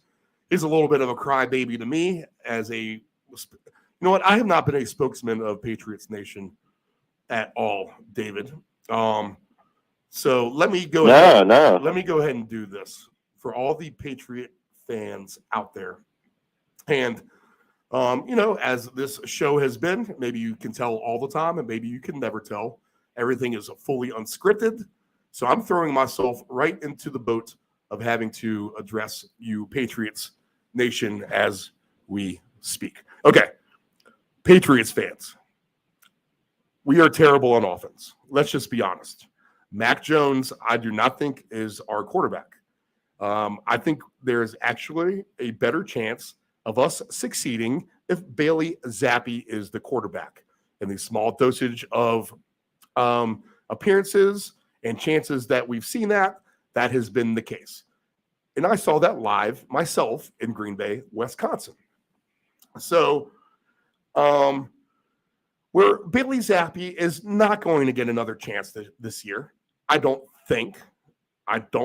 Maybe Bill does at the last second pull that wild card if he thinks that Mac Jones really does enough to regress here, which means interceptions, fumbling the ball, taking terrible sacks, which is what Mac Jones does the best, to be honest. He takes terrible sacks at the wrong time. Not that his offensive line's helping him. At times, Trent Brown has been a turnstile for such a big man who should be a dominating force there on the left side of the offensive line. Zappi gives you the best chance. Then again, when it comes to the coaching stuff, Belichick, I know you know what you're doing. It's obvious. You just got to even take the heat off the team. I guess they don't hear about it, but it's very frustrating to have to know that our offense is in the hands of not only Mac Jones, but like we said, Matt Patricia, Joe Judge. And I'm all about giving people second chances, and I'm not going to write things off right off the bat like a lot of people will do. I'm all about giving chances, which, everyone should be doing that in life, to be honest. Give chances. But, man, it's just stupid. Play action pass, dump off here. The Patriots moved the ball against the Cardinals because they were able to screen them to death on screens. That's not going to last. I mean, that window is going to close. You're not going to be able to throw screen passes the rest of the season on the way to the Super Bowl. Eventually, you're going to have to throw the ball down the field, okay, with consistency. And you know what? The running game isn't there either, and that's probably just a factor of the offensive line being mediocre and not dominant like they have been. Moral of the story is this, Patriots fans, is I still think our days are numbered. Please prove me wrong, but where I had faith in Brady as the young rookie quarterback when he was thrown into the fire, Mac Jones here in his second year, eek, not impressed. That being said, David, I'm going to take the Patriots on the all-line today because the Raiders, even though they have a couple players back with Renfro and Waller, this is teacher against student. Teacher will not lose to student. That just isn't going to happen. So the Patriots will win this game. I think they can do that by a couple of scores. Probably, just like Del Grande said, the Raiders will do a couple of things to shoot themselves in the foot, kind of like the Cardinals did on Monday night, and make the Patriots look much better than they actually are. Your take? Yeah, so with this one, Steve, I'm just going to go straight up, like I said earlier this morning, and I'm just going to go money line at plus 110 for the Patriots. So I'll be rooting with you today, bud. Pure and simple. Easy as that. Cut and dry. Tennessee at the Chargers. Chargers -3, 46.5. It's green light for everything with the Chargers. Their touchdown scorers. Mike Williams, I've locked him in at 11-1 for 2 touchdowns. I'm going to lock in the alternate line for the Chargers. I think they can win this in blowout fashion. I do love me some Derrick Henry. We all know that. But trying to, if it's going to be, I need to score 35 points to beat the Chargers today. Tennessee, I just don't think is going to be able to do that, where the Chargers are going to be able to put up their fair share of points. It's as simple as that. The Chargers are going to outscore the Titans today, and they're not going to be able to do anything about it. So you lock in the Chargers on the alt line in SoFi Stadium, 4:25 Eastern Standard Time kickoff. Chargers all day. Justin Herbert passing prop yards all day. Mike Williams for touchdowns all day. David, your thought? Yeah, Steve. So I could definitely see this being a little bit more of a high-scoring affair. That's for sure. I think I would probably move the over in this game. Let me just look at that. It's at 46.5. So let's see here. What do we want to do? Where do we want to take it? How about 51.5 at plus 167? Okay, good number. So looking for an alternate over with Tennessee and the Chargers. I could see a lot of that happening, Dave. I think it's, Tennessee's going to get their share of points, which I think is 20, 23, maybe. Something weird like that. But I think the Chargers can get well into the 30s for sure. World Cup updates, 0-0 Argentina and France. That would be 0-0, actually, people. 18th minute, David, if you're wondering where you stand there. No official plays by us. This Friday I gave up on that a long time ago there, Uncle Steve. I've not been treating me nicely. The Friday Soccer Paycheck returns with a special Monday edition. The December the 26th, the day after Christmas, 9 a.m. Eastern Standard Time, as we have a full slate of 10 a.m. Eastern Standard Time EPL and English Championship games. So tune in then, David, when we get back to the EPL. All right, we're not done yet with soccer. All right. Okay. So Chargers in the blowout. I think we all agree to that. Okay. Bengals minus 3.5 at Tampa Bay, over under 46.5. I know David loves the Bengals. Go ahead, David. Let Tom Brady have it. Yeah. I think he's gonna get it today. The Buccaneers, man, they don't look good. I don't think their defense is very good at all. So let me load up some stuff here. Well, I don't really care for that. Let's look at some passing props here for old Burrow. See if we can't find something for him. Let's see. Book is being slow as usual, but that's all right. Passing down. I don't like any of that. Not really getting the value out of it. Steve, I think we're going to just do anything with the Bengals today. You could do some chase props. I'd really like to get some good Burrow props in here if I can find them. But that's my thought today. I'm going to go ahead and kind of do anything Cincinnati.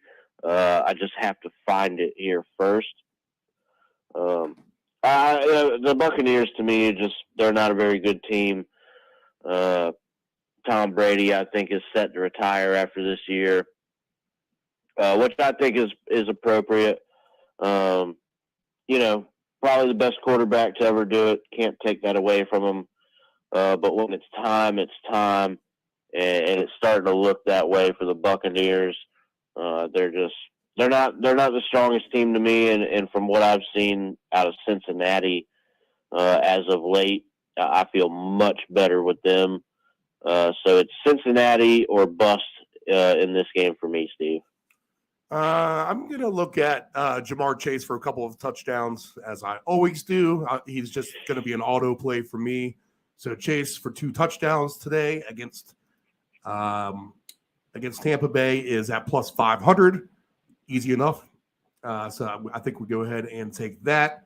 And, I mean, Brady's going to have to match points in the through the air, I think, and try to keep up with Burrow. And I don't know if he can, to be honest. And defensively, there you go. Bengals, how about that? 10th ranked defense overall for Cincinnati. The Bucs do come in at 11th. So buyer beware of this over-under going up. This could be a lower scoring game. I mean, would it shock you to see another score just like last week, Dave, to be honest, 35-7? I mean. No, it really wouldn't. Okay, so Buccaneer bettors, completely be aware today. You're asking for trouble betting against Joe Burrow and company. Cincinnati's boy coming into Tampa Bay later this afternoon. Okay, to the night game, 8:21 kickoff, Commanders and the Giants. Dave's freaking out. I can tell already. Big favorite for the Commanders at home. This was a tie the last time out. I mean, it's 4.5. That's a big point spread, right, Dave? I mean, this sounds like a 3-point game either way to me. Yeah, that is for that. Yeah, I don't really care for that spread. You know me, you know how I am, Steve. At least with my teams, I'm a little superstitious. So I probably won't have much on this game, as there is enough riding on it for me already. And you're right, Steve. It's 10:23 in the morning, and I'm over here losing my shit already. Huge game. Maybe I'll do some props when I get home from work here this afternoon. But as far as any money line or point spread or anything like that favoring the Commanders, we really need to win this game. I really want to win this game. So I'm going to leave anything, that's favoring them alone. When I decide to do something with this, it's probably going to be purely props, Steve, for me. All right. Let's see here. So the defense of rankings for these two teams are Giants 22nd, Commanders 8th. Look at that, David. 8th ranked defense now for Washington. Yeah, the defense is much improved from what it was. Do you think there's something to the Sean Taylor thing this year? You think that gives them a little bit extra momentum there in the locker room? I absolutely see that it could. Yeah, absolutely. This is going to be one of those where I hope I'm celebrating my wins for today and I'm asleep, to be honest. This is a tough game for me to handicap. I guarantee you whatever I take will be the loser bet, to be honest. There's absolutely no way I will be sleeping, Steve. I'm going to ride this one off into the night should it go that far. My dad is a Giants fan, so it's going to be hard for me to take the Commanders, who I like Heineke and company. They've been fun to bet on. But we're going to hope for sleep at this point of the night. Okay, one more game with me and you, nephew, and I'll get you off the hook. Green Bay -7, over under 39.5, hosting the Rams. What you got? So for me, Steve, oh man, I think it's going to be Green Bay props for me. I think maybe look at the spread, but man, I know the Rams got that win last week, but I still just don't trust them, Steve. I really, really don't. 1-0 Argentina over France, by the way. Just to say. Oh. Messi with a penalty kick. So, yeah, Steve, it's going to be Packers or bust for me over in this game. Let me check on this real quick. Well, I'll tell you this. You bring up props, the one that's going to stick out to me and the one that's been on a tear. So I don't know how you jump off either, because he is the offense for the Packers, and that's Christian Watson to get 2 touchdowns. 8-1 odds for Watson to score twice. Now, Romeo Doubs is back. And Romeo Doubs at 31-1 odds tomorrow night to get 2 touchdowns. That might be a nice sneaky play as well. Yes. But and maybe take them both. Maybe take them both straight up. Watson at 8-1 and Romeo Doubs at 31-1. But I think it's air raid all day. Green Bay's last hope. It's a cold night game. They got the California Rams coming in here. They're not going to do anything special. Mayfield, I have a feeling will be under siege from even a lackluster Green Bay defense, but per Green Bay standards. So I think I'm with you. I think it's a Packer day tomorrow night. This is just a tough spot for the Rams overall. Yeah, I absolutely agree, Steve. All right, nephew, go ahead and give me your picks. I'm going to take a break, and I'll come back and we may have the Ant-Man. We may not for a few minutes. I'll come back in any case, give you my picks. We'll put them on the Twitter page at DeepEnd757. But go ahead, nephew. What do you got for your picks? So far, Steve, I've gone pretty light this morning. I'm going to take under 41.5 Falcons Saints. That's an alternate over. That's an alternate under. Excuse me. I'm going to take Jared Goff passing touchdowns at over 1.5. Then I'm going to go over 1.5 field goals made for the Houston Texans kicker. So 6 points from me. I'd be very happy with you in Houston. And under 34.5 Steelers Panthers. That's an alternate under. And Steve, I'm taking a shot. Just a little couple dollar round robin. I've started doing this every week until one of them finally cashes. It's that same touchdown and field goal in each half. So I have that for the Dallas Jaguars game, the Detroit and the New York Jets game, the Patriots Raiders game, and then I actually did take that for the Giants and Washington game because that did happen last week. Will it happen again? I'm not sure, but it could never hurt to take a stab at it. It's a $5 round robin. The parlay pays out $97,000. And each little round robin will win you a couple grand, and then the other ones will win you a couple hundred. So either way, two of them get home, you get paid. I'd rather put that $5 in than take it up to the local 7-Eleven and get that ticket there, Steve. Yes. Good lessons, right, David? That's what we like to get here on a Deep End Broadcasting Network. Okay, so I'll come back here with another segment. We'll go ahead and we'll let Nephew off the hook. He'll be a free man. We'll be back for What the Puck is Going On tomorrow night, right at 6 o'clock from the studios with Nephew Dave. All right, Dave, good luck on your picks today. Thank you, sir. I look forward to being in the studio, and as usual, I'll be texting you updates throughout the day, whether good or bad. Right.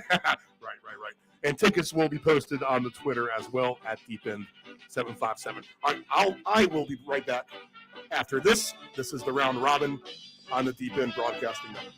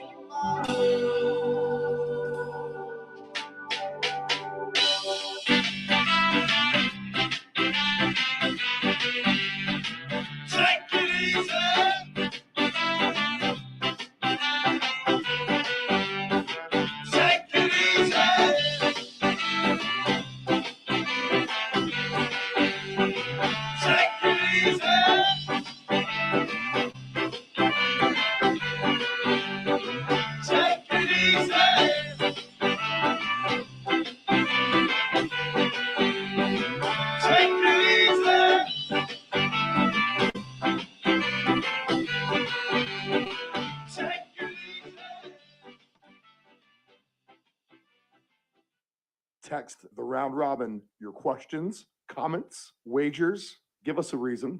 Sleeper fantasy play, your best alternative line, whatever you have. Text the round robin 757-354-5517. Control your alcohol. Don't fight. Don't drink and drive. Your one punch could kill someone. It happens. If you're behind the wheel, you may think you are fine, but then the other driver is under the influence of texting, and then you are done. Control your alcohol. Know your gambling limits. Don't ever bet what you can't cover. Wagering on sports is only fun when you do it the right way. Not every bet will win. When you get on a bad run, know it and avoid trouble. Know your gambling limits.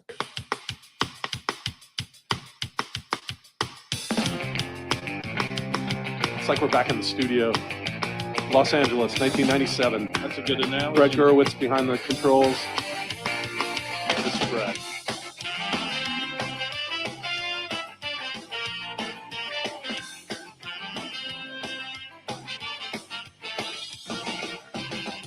I don't need to tell the truth, but I never lie. I don't need to bow to you. You're just passing by. I never wanted to be the one you bitch and moan and come home to. But as long as you look good, I come back to you. Get inside my troubled mind with all of your threats. Sometimes I think I was blind. Not before we met.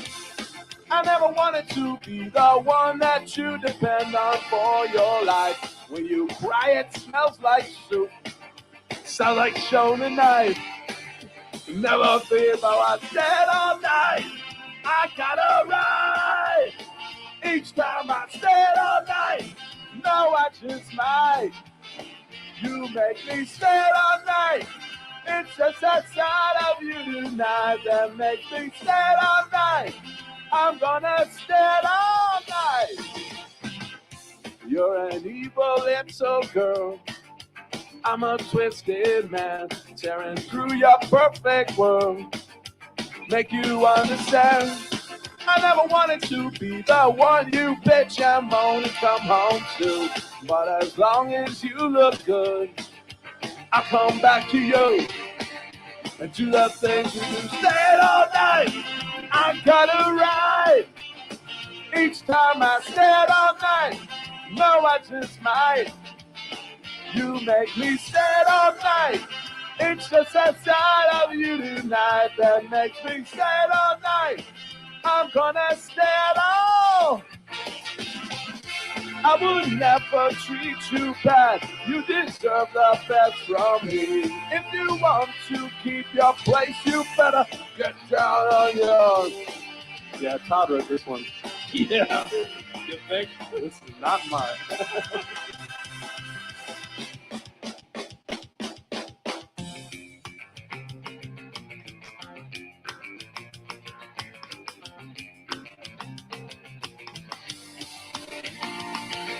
Stand all night, I got a right. Each time I stand all night, no, I just might. You make me stand all night. It's just that side of you tonight that makes me stand all night. I'm gonna stand all night. R.I.P. Todd. Family owned and operated, CP Shucker's Cafe and Raw Bar specializes in delicious cuisine, refreshing drinks, and a laid-back atmosphere. We opened our doors in 1995 and have enjoyed being a place to either relax or celebrate ever since. Whether you are in the mood to indulge in a great meal with your friends and family or watch the game, we promise that our inventive menu, attentive service, and skilled bartenders will have you truly satisfied. Both of our locations have space spacious outdoor patios for enjoying the breeze and catching a little sun. Our friendly staff at CP Shuckers will make your next dining experience a pleasant one by delivering personal care. We are open until 2 a.m. Full menu will be served until 10 p.m. and late night limited menu until 1 a.m. For larger parties, please give the location of choice a call. Pacific Avenue, 757-425-8676 or Shore Drive, 757-412-2929. More information at cpshuckers.com. Thank you for your continued support and have a shucking good time.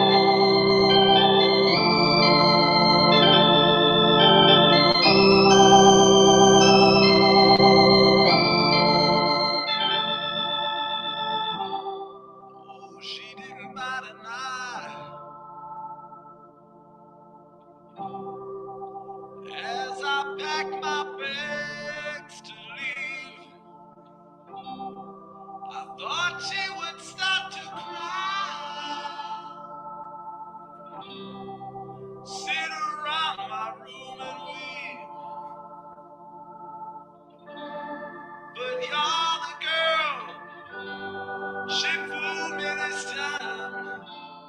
She acted like I was the last thing on her mind. I would like to start all over again.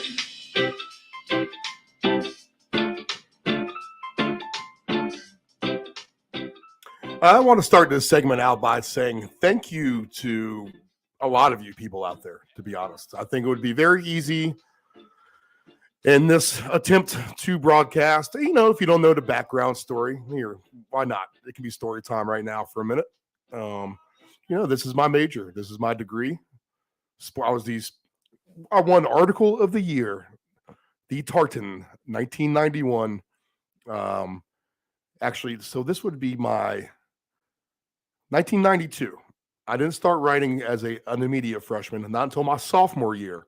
Yes. So we had a rugby teammate of ours, Kevin Coffey, who passed away immediately after a game of rugby. Basically, it was very odd conditions at the time. It was 80 degrees and humid, very humid on an early April day. So you just don't have that kind of like weather. You're kind of not used to it. Wearing our rugby uniforms, which was back the old school rugby uniforms were the long sleeve cottons. If you remember those, if you're a rugby player out there, which we need to have a rugby show, by the way, which we will actually have that as part of the initial plan. So figure on that once the Major League Rugby gets going here in the United States after the first of the year. Thick black cotton jerseys, all black, black and gold sleeves. We called them the Bumblebees. A great rugby jersey, but ultimately it was a contributing factor in the overheating of one of our teammates, Kevin Coffey, and he passed away on the rugby field. And if you want to talk about learning life at a young age in college, I will never say that my college was ever taught to me via the book smarts, although a lot of what I've learned here in the broadcast field has been definitely part of that experience for sure. And the Article of the Year with the Tartan, the newspaper, that's the award I won, the Article of the Year award for the Tartan, Radford University student newspaper. But the article was on our teammate, Kevin Coffey, who passed away. I kind of gave the description. It was really weird because when he collapsed, I was probably within 10 feet of him. I was not playing, but I was on the sideline. I was not good enough to get into the starting role. I was just learning rugby for the most part. But it's players like Kevin who were hardcore, fearless, didn't care. I guess I'm going to get the script, but Kevin says, shoot me, give me the ball. I'm dying. And he collapsed. And I can visualize it right now, right in front of my face. He overheated, dehydration, probably something about that, I guess. At the end of the day, his core heated up to an astronomical temperature of 107. And once your temperature heats up to 107, that's it. You're done. Talk about learning life quickly and out of the gate. Man, college gave me some of the craziest experiences of my life. It's kind of what, it was in bookmaking too, at some point later.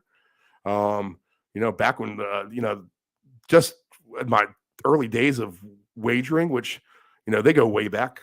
My mom had me in the bingo hall when I was 6 years old, winning $75 bingo slide cards and buying the Millennium Falcon as a toy to celebrate that. But gambling in high school, won a nice, didn't know any better. You have to take the 49ers in the under to get paid out straight up to win this game tonight. Okay, straight bet. Basically, it's your 12-5 basic parlay. They're paying even money to, so taking advantage of the high school kids. We're the bookmaker, but somehow we won a nice bet with that, and that carried on through college. But college in itself taught you everything in life if you let it, but the books. Even in my highest and lowest moments of that college lifestyle that I lived anyway, I don't think I would trade it for the world. And, somehow I think we kind of parlayed all that into this broadcast studio down the road, because we were a sports journalism major. And then, worked. I just updated the resume, just to look at it. 16 years at ESPN Radio, a couple years working for Virginia Tech football. I forget all about the Warpaint Illustrated magazine I used to write for, covering the AFC West myself. That's where I learned Dave Del Grande. I'd look up his articles. We had our own podcast in our own studio back on the Tailgate Players. Same thing we're doing now, but retro 15 years ago when you didn't have the technology that we do now. So for me to build this studio and to get the outreach from a lot of you people in such a positive way, I just want to say thank you guys. And that was kind of the point of it here. Dave Del Grande, thank you for coming on. I probably need to send your wife some wine.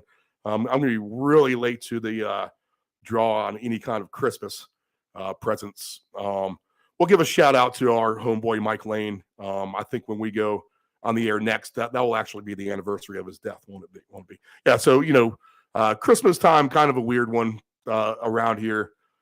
We lost our really good friend of many, many years, Michael Lane. So suicide is never the answer, people.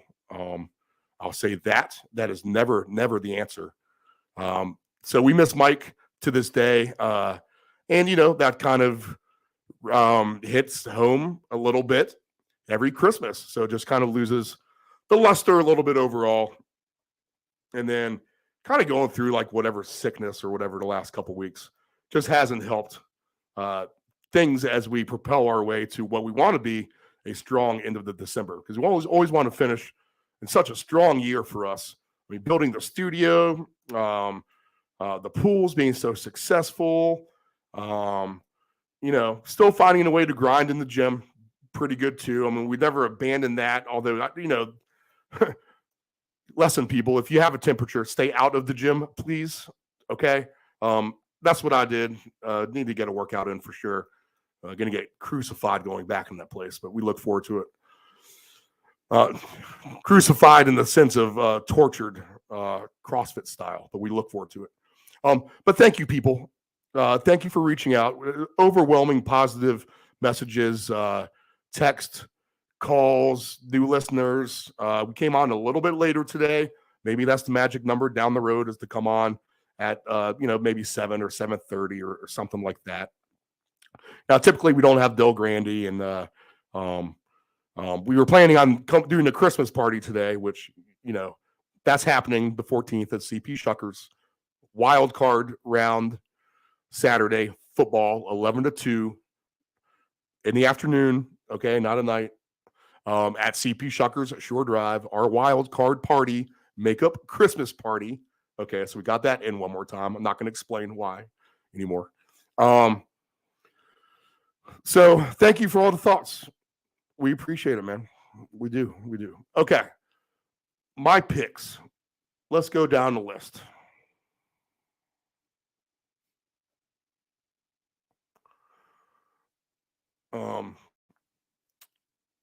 Let's see here. Let me back out. I'm trying to get the fresh lines. Okay, let me load up these fresh lines. Yeah, I mean, again, people, just sorry. It's been a dream of mine to kind of keep this journalism thing going, and here we are. We're doing it. And to come on here and know from where we started with a stupid camera pointed at a Patriots bucket at some point, just on the sole YouTube channel, to building the studio as a whole to even make that happen, going through all the troubleshooting of analog and digital and learning everything an audio engineer needs to pretty much be aware of. Actually put that on the resume, audio engineer. Kind of a week 15 where we had somewhat of a flawless broadcast. I should make sure I check all settings right now as we speak, as our settings always reset, which is a lesson that we've learned. Yep, good to go here. Proud moment, man. Kind of here to round out the year. We're going to finish strong with this broadcast, and we got a lot more to come in a lot different ways. Stay tuned. This is a fun, creative outreach, and we appreciate all the good comments. That'd be very easy for people to send me the crappy ones, and they're out there, I'm sure. Like, what the fuck is this guy talking about? Hey, screw him, get his face off the TV. I get it all. I get it. But we've taught a lot of lessons. We've seen a lot of cool stuff, and it's all for the better, I think, for sure. And the future's bright, and we look forward to it. We will attack it head on, no matter what the circumstance. So here are my picks for today. Cordero Patterson. I'm going to start with the player props. In fact, let me go ahead and pull up my official picks here. Instead of going down the whole list, I'd rather just log on and spit it out as it is. That way, if you want to tail along, you should be out here making your own picks. Move the lines like you want. Don't be fooled by stupidness. All right, make your own smart decisions. But, if you think Steve's going to get on a little bit of a heater today, then maybe the time is to jump on board. I need a good Christmas present, to be honest, to myself. So I'm going to try to apply that to my knowledge. Okay, here we go. 5-player round robin. We will take this. We're going to take Isaiah Pacheco at 110 yards rushing, plus 470. We're going to take Deontay Johnson, 80 yards receiving at plus 410. We're going to take Tony Pollard at 90-plus yards at plus 490. Cordero Patterson at 80-plus yards at plus 360. And Justin Herbert at 350 yards passing at plus 250. That is going to be a round robin parlay of 3-game parlays, 4-game parlays, and a 5-game parlay. And we are looking at an astronomical payout if all 5 of those things can happen. Again, we're putting down the minimum for the maximum.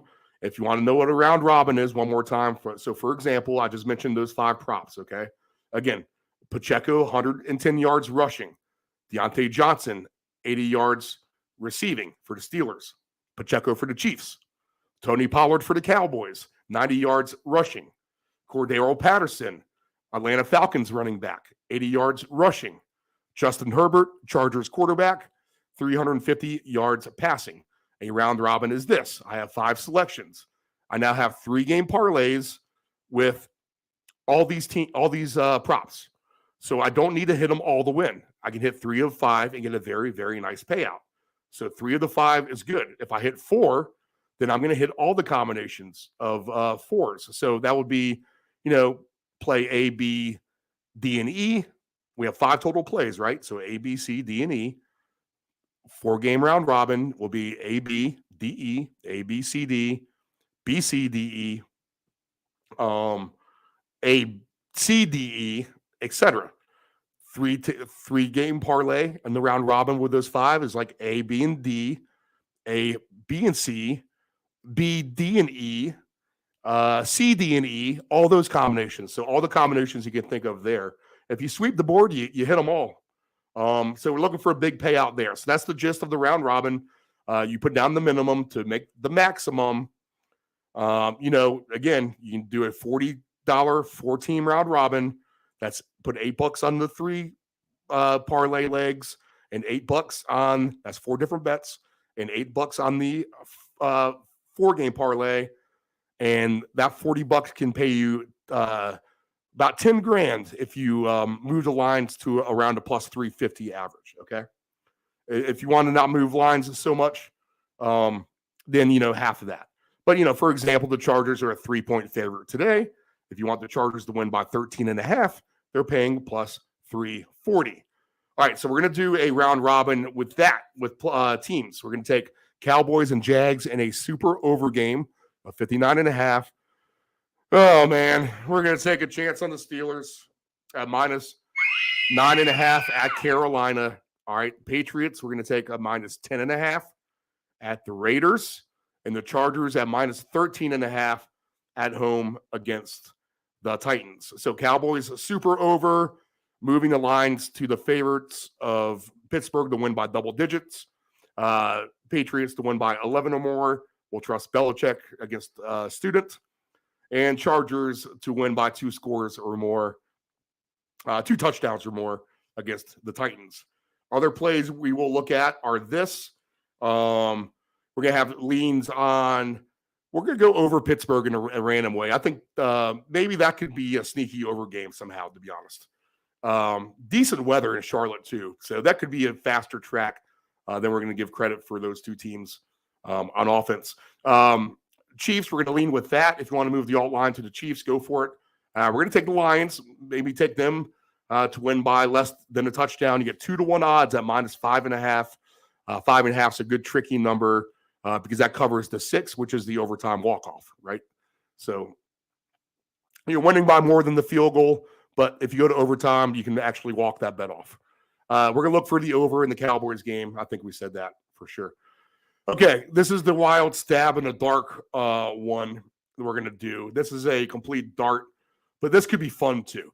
4-team round robin. We'll take Trubisky at 275 plus yards. Mitchell Trubisky, the Steelers quarterback. I know this sounds crazy. Jared Goff at 300 plus yards against a good Jets defense, plus 430. Trevor Lawrence at 300 plus yards against the Cowboys, really good defense. He's getting paid really good at 3-1 odds for that. And Justin Herbert to throw for 400 yards against the Titans pays plus 640. We went light on that one. No heavy investment there. Not that any of these are super heavy, but this one's extremely light. But the Herbert prop boost that payout nicely. Let's see. Anytime touchdowns, 2 touchdowns apiece for Cordero Patterson, Isaiah Pacheco, Deontay Johnson, Tony Pollard. All right, so 2 touchdowns there. Patterson, Cordero Patterson, Isaiah Pacheco, Deontay Johnson, and Tony Pollard. And then anything else we have? Okay, 1 touchdown by each of these guys. I like this. Deontay Johnson, Amon-Ra St. Brown, Cordero Patterson, Isaiah Pacheco, Tony Pollard, Hunter Henry, and Austin Eckler. For example, $10 just on those 7 players to get 1 score. $10 pays $6,500. That's a nice little payout just for each of those guys to find the end zone today. Worth a shot. It could definitely happen. Then we're going to throw a dart at a super over parlay. I've been doing them. I just hadn't wanted to fill in the teams, and we're going to go with the least expected assailants in this scenario. But we'll take a wild stab in the dark at an alternate over for the Falcons-Saints game, alternate over for the Lions-Jets, alternate over for the Steelers-Panthers, and an alternate over for the Bengals and the Buccaneers. Anything else we have on play? Not really. We're just going to kind of kind of hope for that. Here we go. We did a little 4 o'clock window parlay. How about this? $16. This can win you $4,000.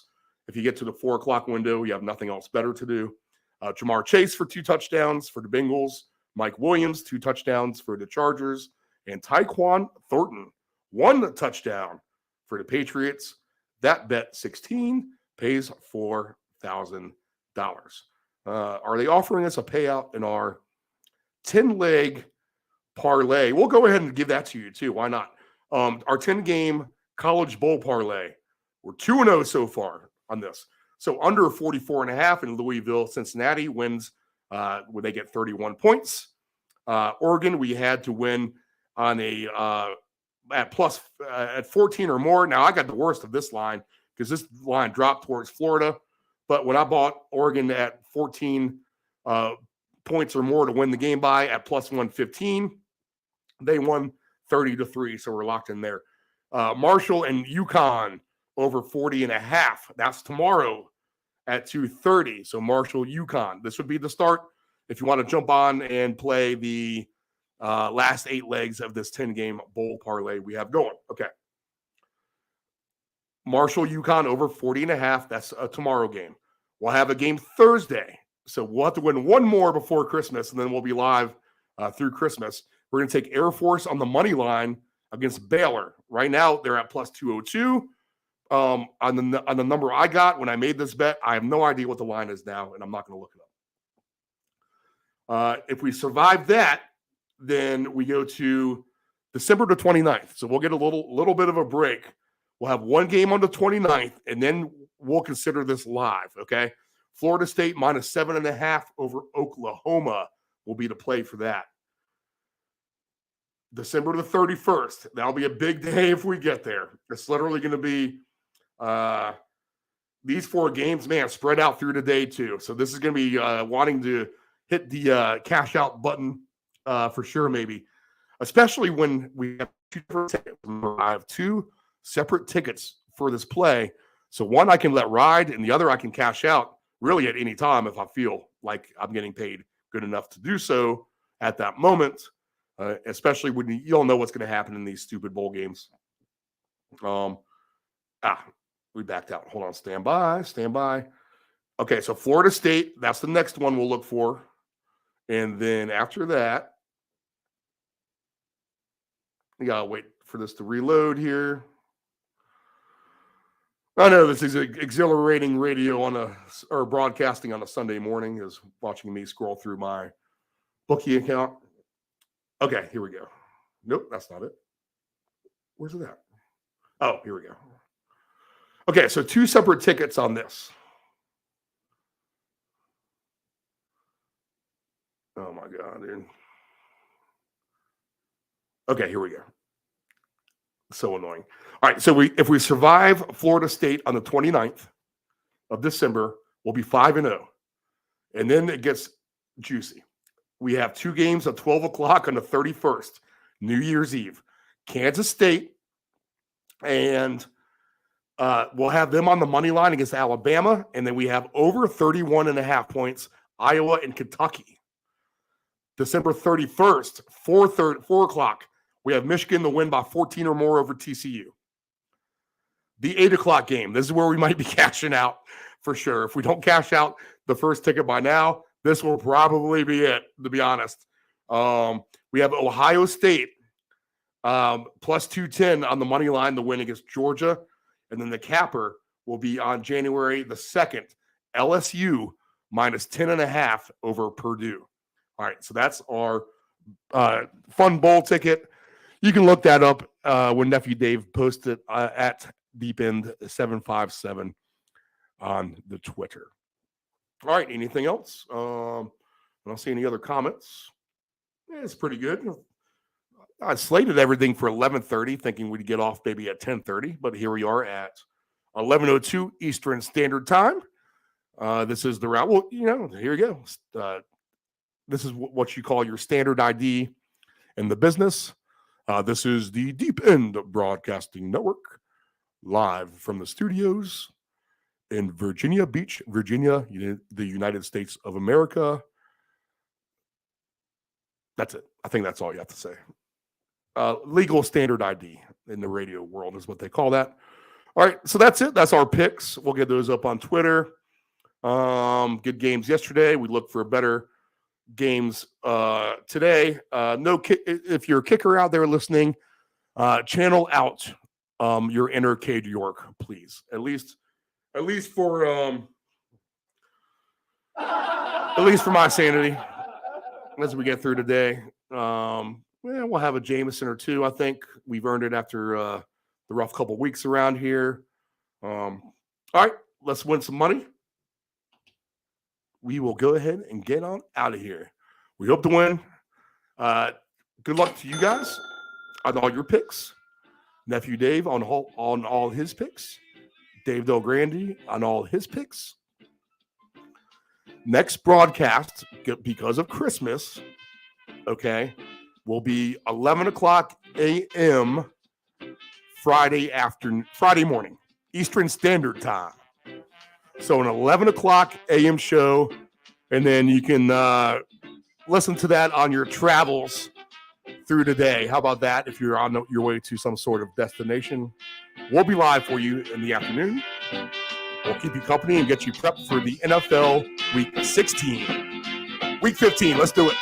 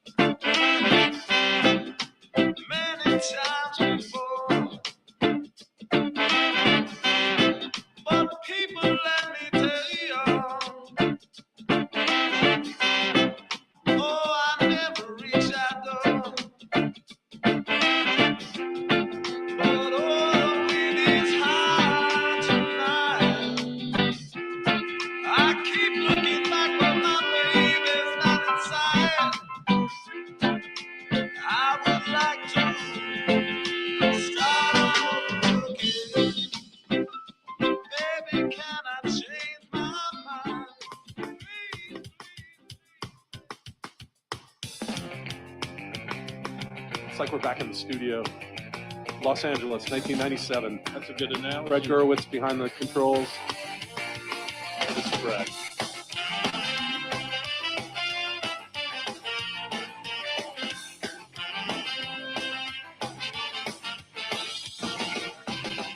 I don't need to tell the truth, but I never lie. I don't need to bow to you. You're just passing by. I never wanted to be the one you bitch and moan and come home to. But as long as you look good, I come back to you. Get inside my troubled mind with all of your threats. Sometimes I think I was blind. Not before we met. I never wanted to be the one that you depend on for your life. When you cry, it smells like soup. Sound like shown tonight. Never be about I said all night. I gotta ride. Each time I said all night. No, I just might. You make me stay all night. It's just that side of you tonight that makes me stay all night. I'm gonna stay all night. You're an evil so girl. I'm a twisted man, tearing through your perfect world. Make you understand. I never wanted to be the one you bitch and moan and come home to. But as long as you look good, I come back to you and do the things we do. Stay all night. I gotta ride. Each time I stay all night. No, I just might. You make me stay all night. It's just that side of you tonight that makes me stay all night. I'm gonna stay all. I would never treat you bad. You deserve the best from me. If you want to keep your place, you better get down on yours. Yeah, Todd wrote this one. Yeah. You think? This is not mine.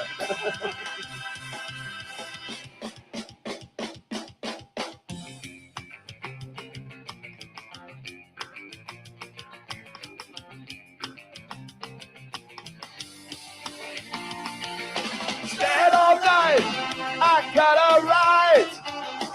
Each time I stand all night, no, I just might. You make me stand all night. It's just that side of you tonight that makes me stand all night. I'm gonna stand all night.